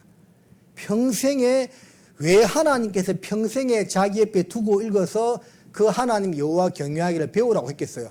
한 번 배워서 잘할 것 같으면 얼마나 좋겠습니까? 그게 안 된다는 거죠. 그게 평생 배웠어. 이스라엘 백성들은 요거 테필린 경문 만들어서 머리에 하고 팔에 묶고 했잖아요. 지금도 정통 유대인들은 그렇게 하고 있습니다. 그래서 우리도 그 하나님의 그런 법을 잊지 않도록 하는 것이 중요하다라는 겁니다. 자, 민수기 16장은 바로 고라당의 반역이 나오죠. 아주 중요한 사건입니다. 이 사건으로 말미암아서 땅이 갈라지고 통째로 그냥 지옥에 떨어지는 그 일이 있게 되죠. 자, 고라당의 반역인데 그때 이제 모세가 한 말씀이 있습니다. 16장 7절에 보면 내일 여호와 앞에서 그 향로에 불을 담고 그 위에 향을 두라. 그때에 여호와의 택하신 자는 거룩하게 되리라. 레위 자손들아 너희가 너무 분수에 지나치느니라. 모세가 또 고라에게 이르되 너희 레위 자손아 들으라. 이스라엘의 하나님이 이스라엘 회중에서 너희를 구별하여 자기에게 가까이 하게 하사 여호와의 성막에서 봉사하게 하시며 회중 앞에서 서서 그들을 대신하여 섬기게 하심이 너희에게 작은 일이겠느냐? 하나님이 너와 내 모든 형제 레위 자손으로 너와 함께 가까이 오게 하신 것이 작은 일이 아니었늘 너희가 오히려 제사장의 직분을 구하느냐? 그러니까 그 참 이스라엘의 12지파 사람들은 레위인들이 얼마나 부러웠겠어요. 레위인 되면 하나님을 가까이 섬기고 막 부러웠거든요. 그런데 분수에 지나친 겁니다. 오히려 모세와 아론을 대적하면서 우리도 한 말 할란다. 분수에 지나치는 겁니다. 결국은 땅이 갈라져서 통째로 음부에 떨어지게 되잖아요. 자, 이것은 아주 중요한 사건이죠. 예? 하나님 앞에 정말 자기 하나님께서 있잖아요. 어떠한 직분과 위치를 주든지 거기에 감사하며 충성되이 행하는 모습이 필요하다는 겁니다. 작은 것에 충성된 자는 큰 것에 충성된다고 했죠. 이 고라 자손들은 그 레위 지파로서 해야 될 그 일들이 결코 작은 일이 아니었는데 만족이 안 돼. 자기들 보니까 말씀 전하는 대언하는 그 모세와 아론이 좋아 보였던 겁니다. 그래서 좀 나도 할 수 있겠는데 들이댄 겁니다. 자기 위치를 지켜야 돼요. 우리가 하나님께서 교회 안에서 나한테 어떠한 직분을 주든지 간에 그게 사람들 볼 때 크게 보이든 작게 보이든 그 작은 일에 정말 충성돼야 되는 겁니다. 하나님이 충성된 자를 들어서 더 귀하게 쓰시는 겁니다. 역시 민수기 16장 이 사건은 교만하면 하나님 앞에 망한다는 것을 보여주는 실물 교훈이라고 할 수 있습니다. 그러면서 이제 민수기 17장에 가서 하나님께서 어떤 사람을 택했는가, 어떤 가족을 택했는가, 어떤 지파를 택했는가 하면서 선택하는 사건이 있는데 거기에 아론의 지팡이에서 살구 열매가 맺히는 그 사건이 있게 되죠. 17장 8절에 이튿날 모세가 정거의 장막에 들어가 본즉 레위 집을 위하여 낸 아론의 지팡이 움이 돋고 순이 나고 꽃이 피어서 살구 열매가 열렸더라. 그래서 하나님께서 레위 자손의 아론의 후손들을 택했다는 것을 이제 이 사건으로 이제 보여주는 거죠. 그것을 기념하기 위해서 법궤 안에 이걸 넣게 되는 거죠. 법궤 안에 뭐가 세 가지 들어가죠? 십계명 두 돌판, 아론의 쌍난 지팡이, 또 만나 담은 항아리 세 개가 들어가죠. 근데 이제 솔로몬이 제1성전의 성전을 지었을 때 보니까 두 개는 없어지고 십계명 두 돌판만 들어있었다고 되어 있죠. 법궤를 보지 말라고 했는데 어떻게 알았는지는 모르겠는데 어쨌든 성경에 그렇게 기록이 되어 있습니다. 자, 여기서 이제 한 가지 참고할 것은 제가 최근에 어디 말씀 전할 때 했는데 요거 우리나라 성경 번역에서는 살구 열매라고 되어 있는데 실제는 아몬드 열매입니다. 예레미야 1장을 한번 볼게요. 잡아 놓으시고 예레미야 1장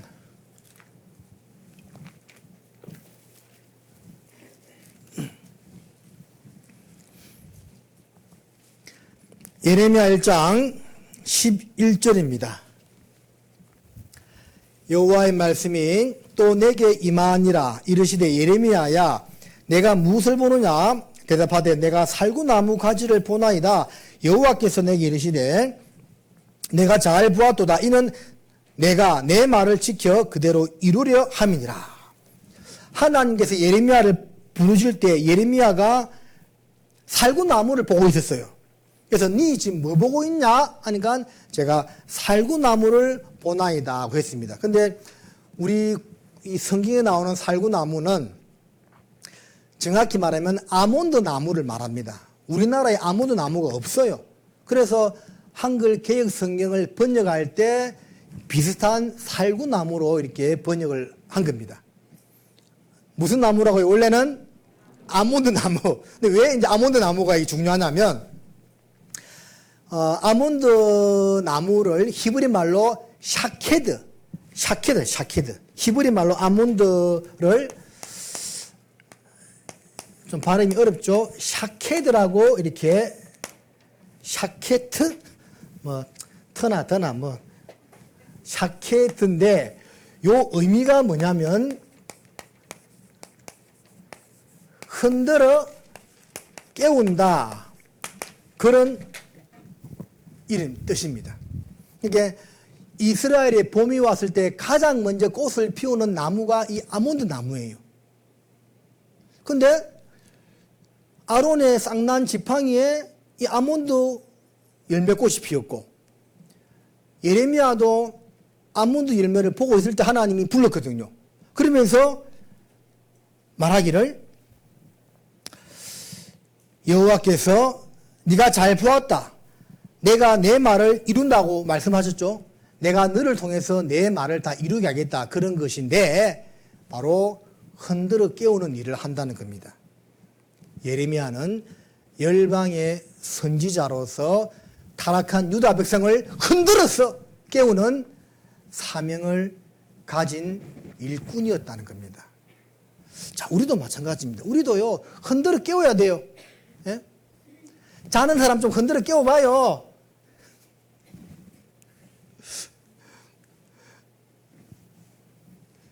흔들어 깨워야 됩니다. 신앙에 잠자고 있는 사람을 흔들어 깨워야 되고 영원한 지옥으로 빨려 들어가고 있는 그 영혼들을 흔들어 깨워야 할 책임을 하나님이 우리에게 주었다는 겁니다. 우리도 동일하게 아몬드, 샤케드 나무를 바라봐야 됩니다. 저 아몬드 나무가 이스라엘의 봄이 되었을 때 가장 먼저 봄이 왔음을 일깨우는, 만물이 소생했음을 일깨우는 나무인 것처럼 나도 이 타락한 세상에서 죄인들을 일깨우고 서로 돌아보아 사랑과 선행을 격려하라는 말씀처럼 잠자고 있는 성도들을 내가 일깨우는 역할을 해야 된다는 것을 우리가 한번 이 일을 통해서 생각했으면 합니다. 그러니까 아론의 지팡이에도 아몬드 나무, 예레미야도 아몬드 나무를 받던 겁니다. 흔들어 깨워야 하는 일을 해야 되기 때문에. 자, 민수기. 이제 어디까지 했죠? 제가 17장. 자, 18장은 레위인의 직무에 대해서 이제 이야기하고 있는데, 여기 보면 이제 레위인들이 어떻게 생활했느냐? 이스라엘 백성들의 11조를 이제 하나님께 드리잖아요. 그 11조를 레위인들에게 주었어.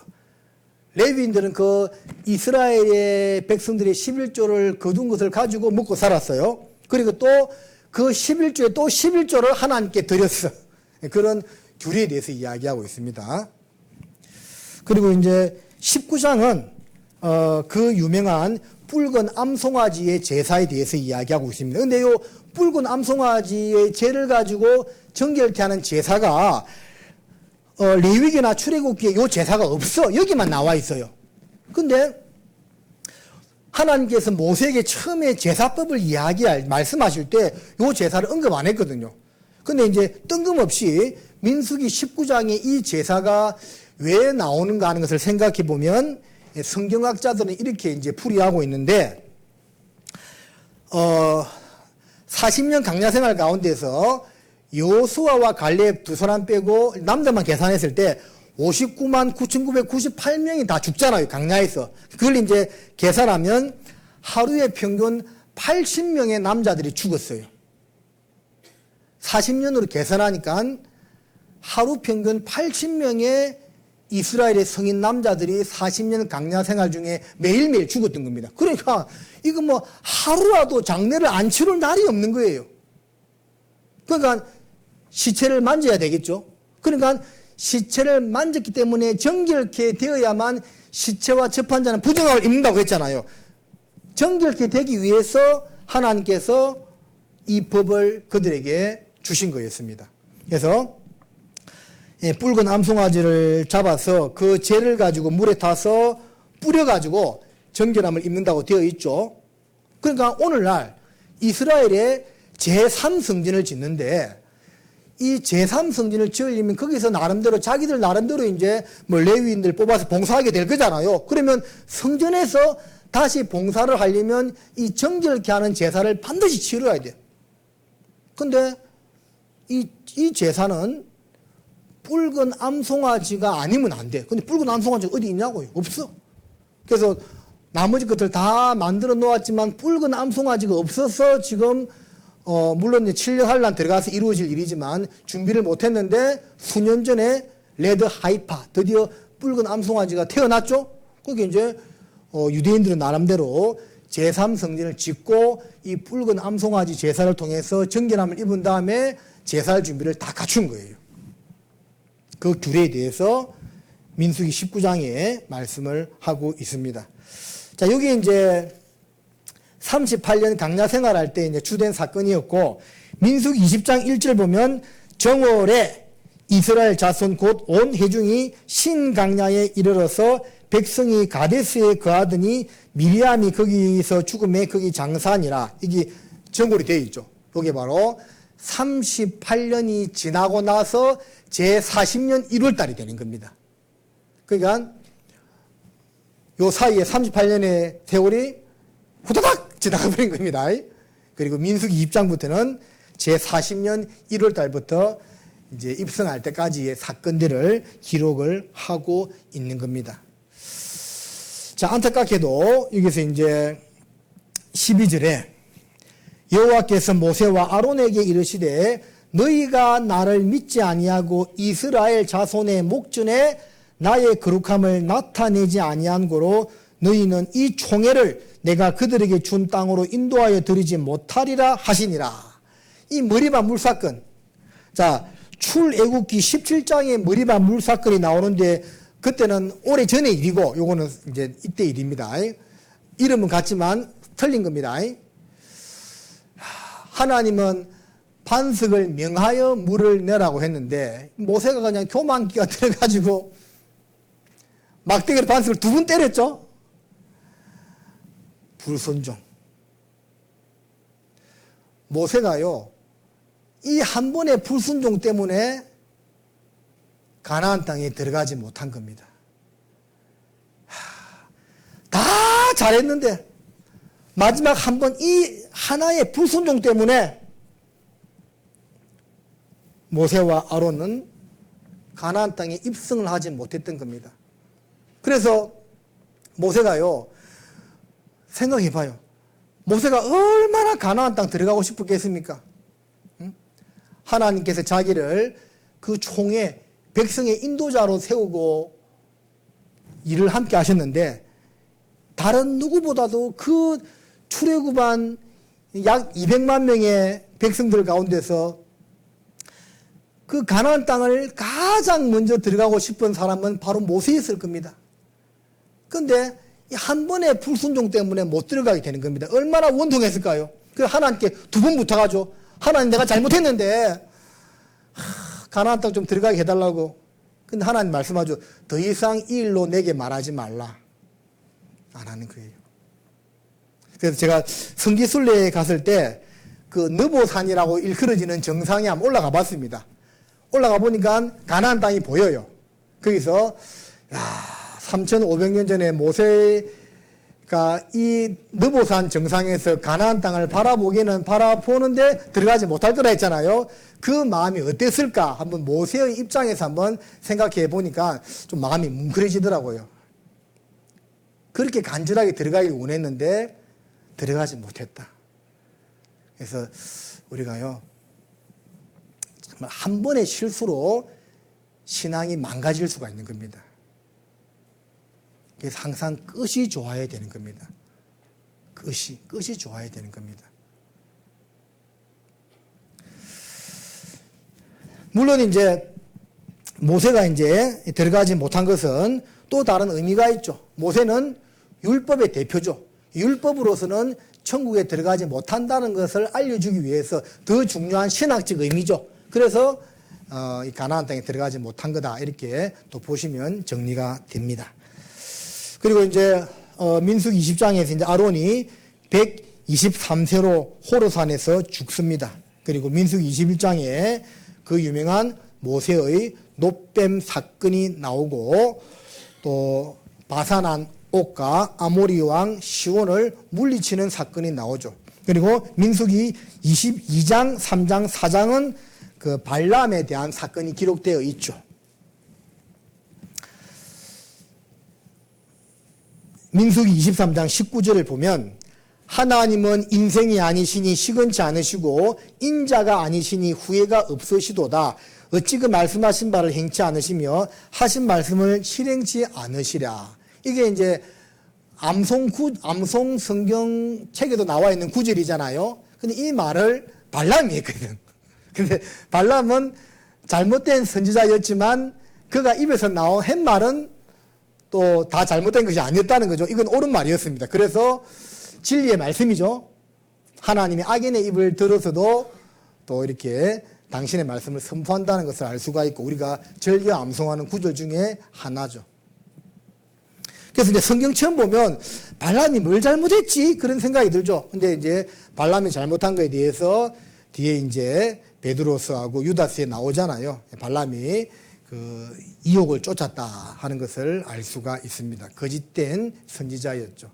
그리고 발람은 뒤에 이제 죽습니다. 민수기 25장에는 그 발람 때문에 이제 미디안 여인들과 음행하는 사건이 일어나게 되죠. 그래서 비느하스가 보다 못해가지고 긴 창을 가지고 음행하는 남녀를 단칼에 한 번에 찔러 죽인 사건이 나오는데 이것을 비느하스의 의분이다고 이야기합니다. 어려운 분노라는 거죠. 우리 예수님께서도 성전 청결 사건을 공생의 초반에 한 번 하시고 후반에 한 번 하셨죠. 예수님의 거룩한 분노라는 것을 알 수가 있습니다. 여러분, 우리가 때로는 이 세상을 살아갈 때 분노해야 될 때가 있습니다. 온유와 겸손으로 신앙생활을 하고 사람을 대해야 되지만 때로는 분노해야 될 때가 있습니다. 여러분, 누가 여러분들 부모님 욕하면 참으라 했는데 참는 게 옳아요? 아니에요. 누가 하나님이나 예수님 모욕하면 그걸 가만히 듣고 있는 것이 옳은 겁니까? 참는 자에게 복이 있다고 참고 있어야 돼요. 그게 아니라니까요. 물론 뭐 때리고 싸우라는 말은 아니지만 단호하게 당신이 왜 그런 말 하냐고. 응? 하나님 어떤 분인 줄 알고 예수님 어떤 분인 줄 알고 함부로 그런 말 하냐고 하면서 단호하게 이야기를 해야 됩니다. 가만히 듣고 있으면 안 돼요. 예? 그게 거룩한 분노죠. 그래서 저도 옛날에 학창 시절에 직장 생활하면서 신성 모독에 가까운 그런 말을 내가 들었을 때 저 가만히 안 있었습니다. 왜 그런 말 하냐고요. 당신 하나님 살아계시면 어쩌려고? 지옥 간다고? 그런 말 하는 사람한테는 단호히 지옥 간다고 이야기해도 돼요. 듣고 있으면 안 됩니다. 물론 막 멱살 잡고 싸우라는 말은 아니다는 걸 알고 있죠? 그건 아니지만 단호하게 옳은 건 옳다, 잘못된 건 잘못됐다고 이야기해야 돼. 가만히 듣고 있으면 안 돼요. 네. 그래서 이 거룩한 분노에 대한 이야기가 나와 있고 26장은 두 번째 인구조사죠. 두 번째 인구조사인데 그게 민수기 26장 51절에 보면 이스라엘 자손의 계수함을 입은 자가 60만 1,730명이었더라. 자, 39년 전에 1차 인구조사 때는 60만 3,550명이었거든요. 그런데 그 강야 생활하면서 59만 9,998명 다 죽었잖아요. 그런데 40년째 다시 인구조사해 보니까 60만 1,730명, 계산기로 계산해 보면 1,820명 차이 나요. 거의 비슷한 거죠. 참 하나님 역사가 신기하죠. 그 사람들 다 죽었는데 이 출애굽 2세대 강야 생활하면서 태어난 사람이 또 회복이 되는 겁니다. 그러니까 하나님은 손해보지 않는 분이라는 거죠. 하나님은 당신의 계획하신 바를 이스라엘 백성들이 아무리 불순종해도 하나님은 당신의 계획하신 바를 다 이루시는 분이라는 것을 알 수가 있습니다. 그러니까 첫 번째 인구조사나 두 번째 인구조사는 거의 비슷하잖아요. 중요한 것은 하나님은 우리가 순종을 하든 불순종하든 당신의 일을 다 이루어 나가시는 분인데 문제는 내가 거기에 쓰임 받느냐 쓰임 받지 못하느냐 그게 중요한 거예요. 우리는 쓰임 받는 사람이 되어야만 하겠습니다. 자, 민수기 27장은 이제 슬로보앗의 딸들 이야기하고 있죠. 이건 무슨 말입니까? 므낫세 지파의 슬로보앗의 딸들인데 남자가 없으니까 우리는 그러면 땅 분배 못 받느냐? 우리도 땅 분배 해달라. 그거 이야기하고 있는 겁니다. 그래서 모세가 그 이야기를 듣고 하나님께 품하니까 하나님이 슬로보앗의 딸들의 말이 옳다. 아들이 없으면 딸들이라도 땅을 분배받도록 해라. 이렇게 딱 정해주는 겁니다. 남녀 평등. 맞아요? 자, 28장은 제사 규례에 대해서 이야기하고 있고 29장은 역시 이제 그러한 것에 대한 내용으로 이어지고 있습니다. 30장은 서원에 대한 규례인데 이걸 좀 보면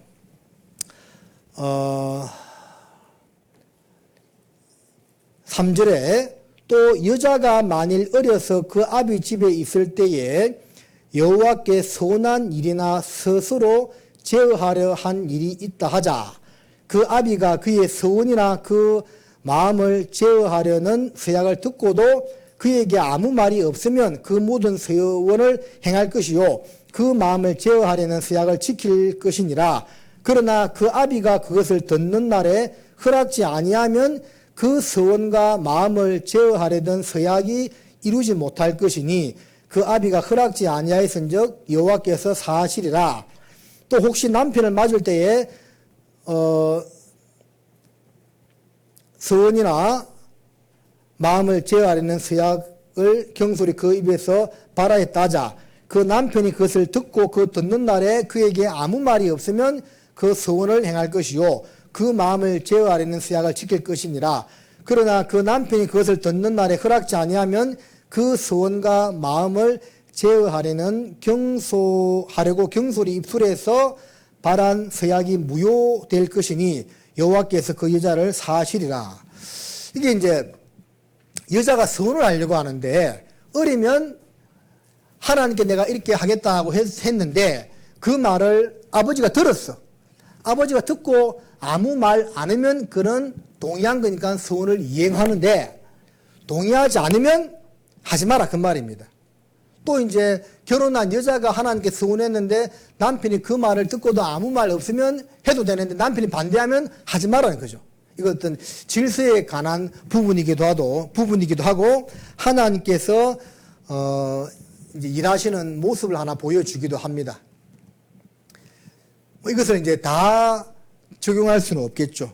하나님과 자기의 개인 신앙생활이기 때문에 다 적용할 수 없겠지만 어떤 경우에는 이것을 또 적용할 필요성도 있다고 봅니다. 한 사례를 생각해 보면 야곱이 20년간 밧단 아람에서 라반의 집에서 정말 뼈 빠지게 고생했잖아요. 그때 이제 고향으로 돌아가려고 하죠. 근데 그 창세기 29장 3장을 읽어보면 야곱이요 아내들하고 먼저 교제를 해.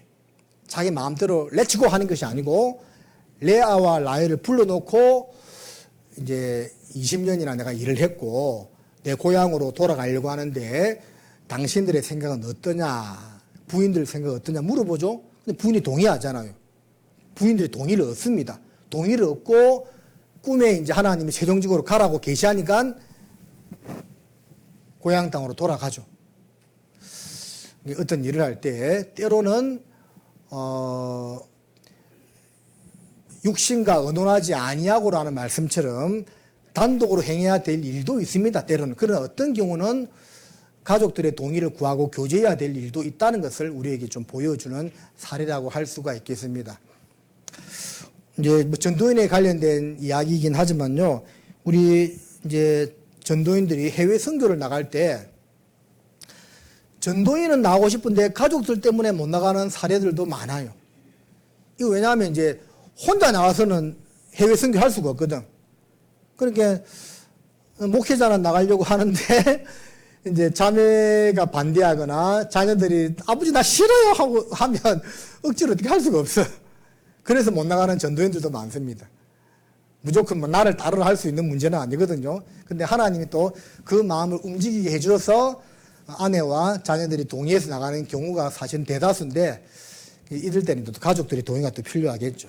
무조건 혼자 좋다고 나갈 수 있는 것은 아니다고 생각됩니다. 자, 그리고 이제 민수기 31장은 이제 미디안을 격파하고 31장 8절을 보면 끝에 또 부올의 아들 발람을 칼로 죽였더라. 드디어 이제 발람이 죽임을 당하는 그 모습이 있게 되고요. 32장은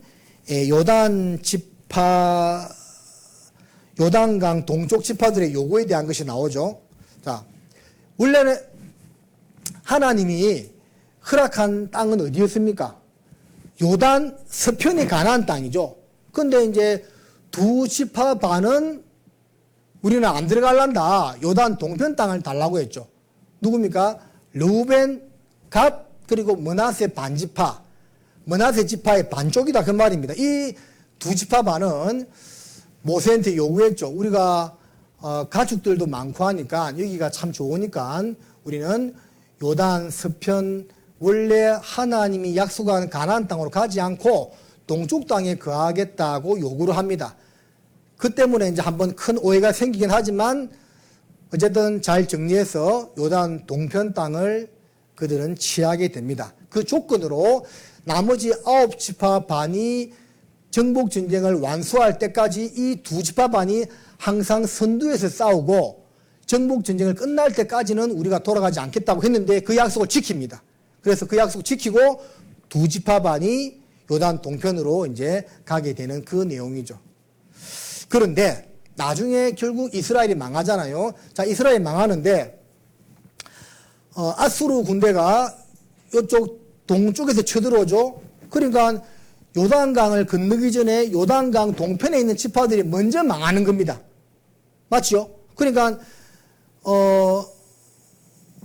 수천 년 전에, 한 천몇백 년 전에 자기 조상들이 선택한 대로 그 후손들이 피해를 보게 되는 거죠. 그들의 요구대로 요단 동편 땅을 얻게는 되었지만 나라가 망할 때 가장 먼저 이 두 지파반이 피해를 보게 되죠. 먼저 망하고 포로로 끌려가게 됩니다. 선택의 결과라는 거죠. 우리가 하나님 우리에게요 선택할 수 있는 권리를 주었어요. 하나님이 가나안 땅으로 들어가라고 했잖아요. 그럼 들어가야 돼. 근데 무리하게 요구하니까 하나님 허락했죠. 근데 그 선택의 결과로 먼저 망하게 되는 운명을 맞이하게 되었다는 겁니다. 우리가 선택한 것에 대해서는 항상 책임이 따른다는 것을 교훈받을 수 있는 내용입니다. 민수기 33장은 이제 출애굽 경로에 대해서 정리하고 있고 34장은 가나안 땅의 경계에 대해서 이야기하고 있고 35장은 도피성이죠. 35장 6절을 보면 너희가 레위인에게 줄 성읍은 살인자로 핍계할 도피성으로 6성읍이요 그 외에 42성읍이라. 그러니까 레위인들은 이제 땅을 분배받지 못했는데 이스라엘 땅 전체에 48개 성을 두었습니다. 6개가 도피성이죠. 이쪽에 3개, 이쪽에 3개 두었고 나머지 42개 성을 각 지파 땅에 둠으로써 땅을 분배받지 못한 레위인들이 살 수 있는 안식지로 제공했다는 거죠. 물론 이제 성막 봉사자들 제외하고. 그래서 48성읍 도피성 제도에 대해서 말씀을 하고 있습니다. 자, 36장 마지막 장은 이제 슬로보아스의 딸들 이야기가 또 나옵니다. 이건 무슨 말이냐면 27장에서 므낫세 지파의 슬로보아스의 딸들은 남자가 없으니까 우리가 땅을 분배받지 못하게 되었는데 딸들에게도 땅을 분배해달라 요구를 하게 되고 하나님이 허락함으로써 슬로보아스의 5 딸들이 땅을 분배받게 됩니다. 그런데 이제 이 나머지 이제 므낫세 지파 사람들이 그에 대해서 이의 제기를 합니다. 그러면 이 딸들에게 이제 땅을 분배해주면 이 딸들이 다른 지파 사람 남자하고 시집을 가게 되면 결혼하게 되면 결국은 남자 따라 가게 되니까 요 지파의 땅들도 우리 므낫세 지파 땅인데 다른 지파 사람들하고 결혼하게 되면 이 땅이 다른 지파로 옮겨지지 않느냐 그에 대한 문제 제기를 합니다. 그래서 이제 모세가 그러면 맞다. 그래서 이제 이 슬로보아스의 딸들은 다른 지파로 시집 가지 말고 므낫세 지파 안에서만 결혼해라. 그러면 땅에 이동이 없지 않을 것 아니냐. 그 내용으로 정리하고 있는 겁니다. 무슨 말인지 알겠죠? 그렇게 이제 이 슬로보아스의 5 딸들 그 이름이 이제 11절에 보면 말라, 디르사, 호골라, 밀가, 노아가 있는데 노아가 다 그 아비 형제의 아들들에게로 시집가되 그들이 요셉의 아들 므낫세 자손의 가족에게로 시집간 거로 그 기업이 그 아비 가족의 지파에 여전히 있었더라. 땅이 옮겨지지 않았다는 거죠. 그럼 봐요, 여러분들. 이 슬로보아스의 5 딸들이요, 살다 보면 다른 지파 남자들이 마음에 들 수도 있어요, 없어요? 있겠죠. 그런데 이 땅이 옮겨지니까 그 권리를 포기한 겁니다. 므낫세 지파를 위해서 자기들이 원래는 다른 지파 남자들하고 결혼해도 되는데 그 권리를 포기한 겁니다. 이것으로 민수기는 마무리하고 있는데 우리에게 주는 교훈이 무엇이냐? 교회의 유익을 위해서 내 작은 권리를 포기하는 것이 하나님 보실 때 아름다운 모습이라는 겁니다. 먹든지 마시든지 무엇을 하든지 다 하나님의 영광을 위하여 하라고 되어 있죠. 자기의 유익을 구하지 말고 다른 사람의 유익을 구하여 저희로 구원을 얻게 하라. 구원받게 하기 위해서, 교회의 유익을 위해서, 교회가 더 든든히 서 나가는 그 일을 위해서 슬로보아스의 딸들이 다른 지파의 남자에게 결혼하는 것을 포기한 것처럼 우리도 그러한 것을 위해서 내 작은 권리를 하나님 앞에 내려놓는 모습이 아름답다는 것을 이 사건을 통해서 교훈받을 수가 있습니다. 13절 같이 읽겠습니다. 이는 여리고 맞은편 요단가 모압 평지에서 여호와께서 모세로 이스라엘 자손에게 명하신 명령과 규례니라고 하면서 민수기는 마무리를 하고 있습니다. 여러분들 힘들죠? 다행입니다. 그래서 성경 아카데미 이렇게 한 달에 한 번, 또 교회 일정이 바쁘면 못하기도 하는데 어떤 피곤하실 텐데 나와서 함께 말씀 배우고 경청해 주셔서 감사하고 이렇게 나와서 말씀을 배우는 것이 우리 성도님들에게 분명히 유익이 될 거라는 것을 제가 또 장담하겠습니다. 수고하셨습니다. 기도하겠습니다. 살아계신 아버지 하나님, 오늘 민수기를 통해서 저희들을 교훈해 주셔서 감사드립니다. 과거의 이스라엘 백성들의 40년 강야 생활의 모습은 오늘날 우리의 신앙의 모형임을 잘 알고 있습니다. 그들이 불평하고 원망하고 탐욕을 하고 불순종했던 그러한 모습을 본받지 말고 감사하고 순종하고 믿음을 가지고 자족하는 그러한 신앙생활을 할 수 있도록 인도하여 주시기를 바랍니다. 또 피곤한 몸을 이끌고 함께한 사랑하는 우리 성도님들에게 하나님께서 더욱더 은혜와 평강으로 채워주시기를 바랍니다. 마치고 돌아가는 발걸음도 인도하여 주십시오. 우리를 사랑하시는 예수님의 이름으로 기도드립니다. 아멘. 그래요. 안녕히 돌아가세요.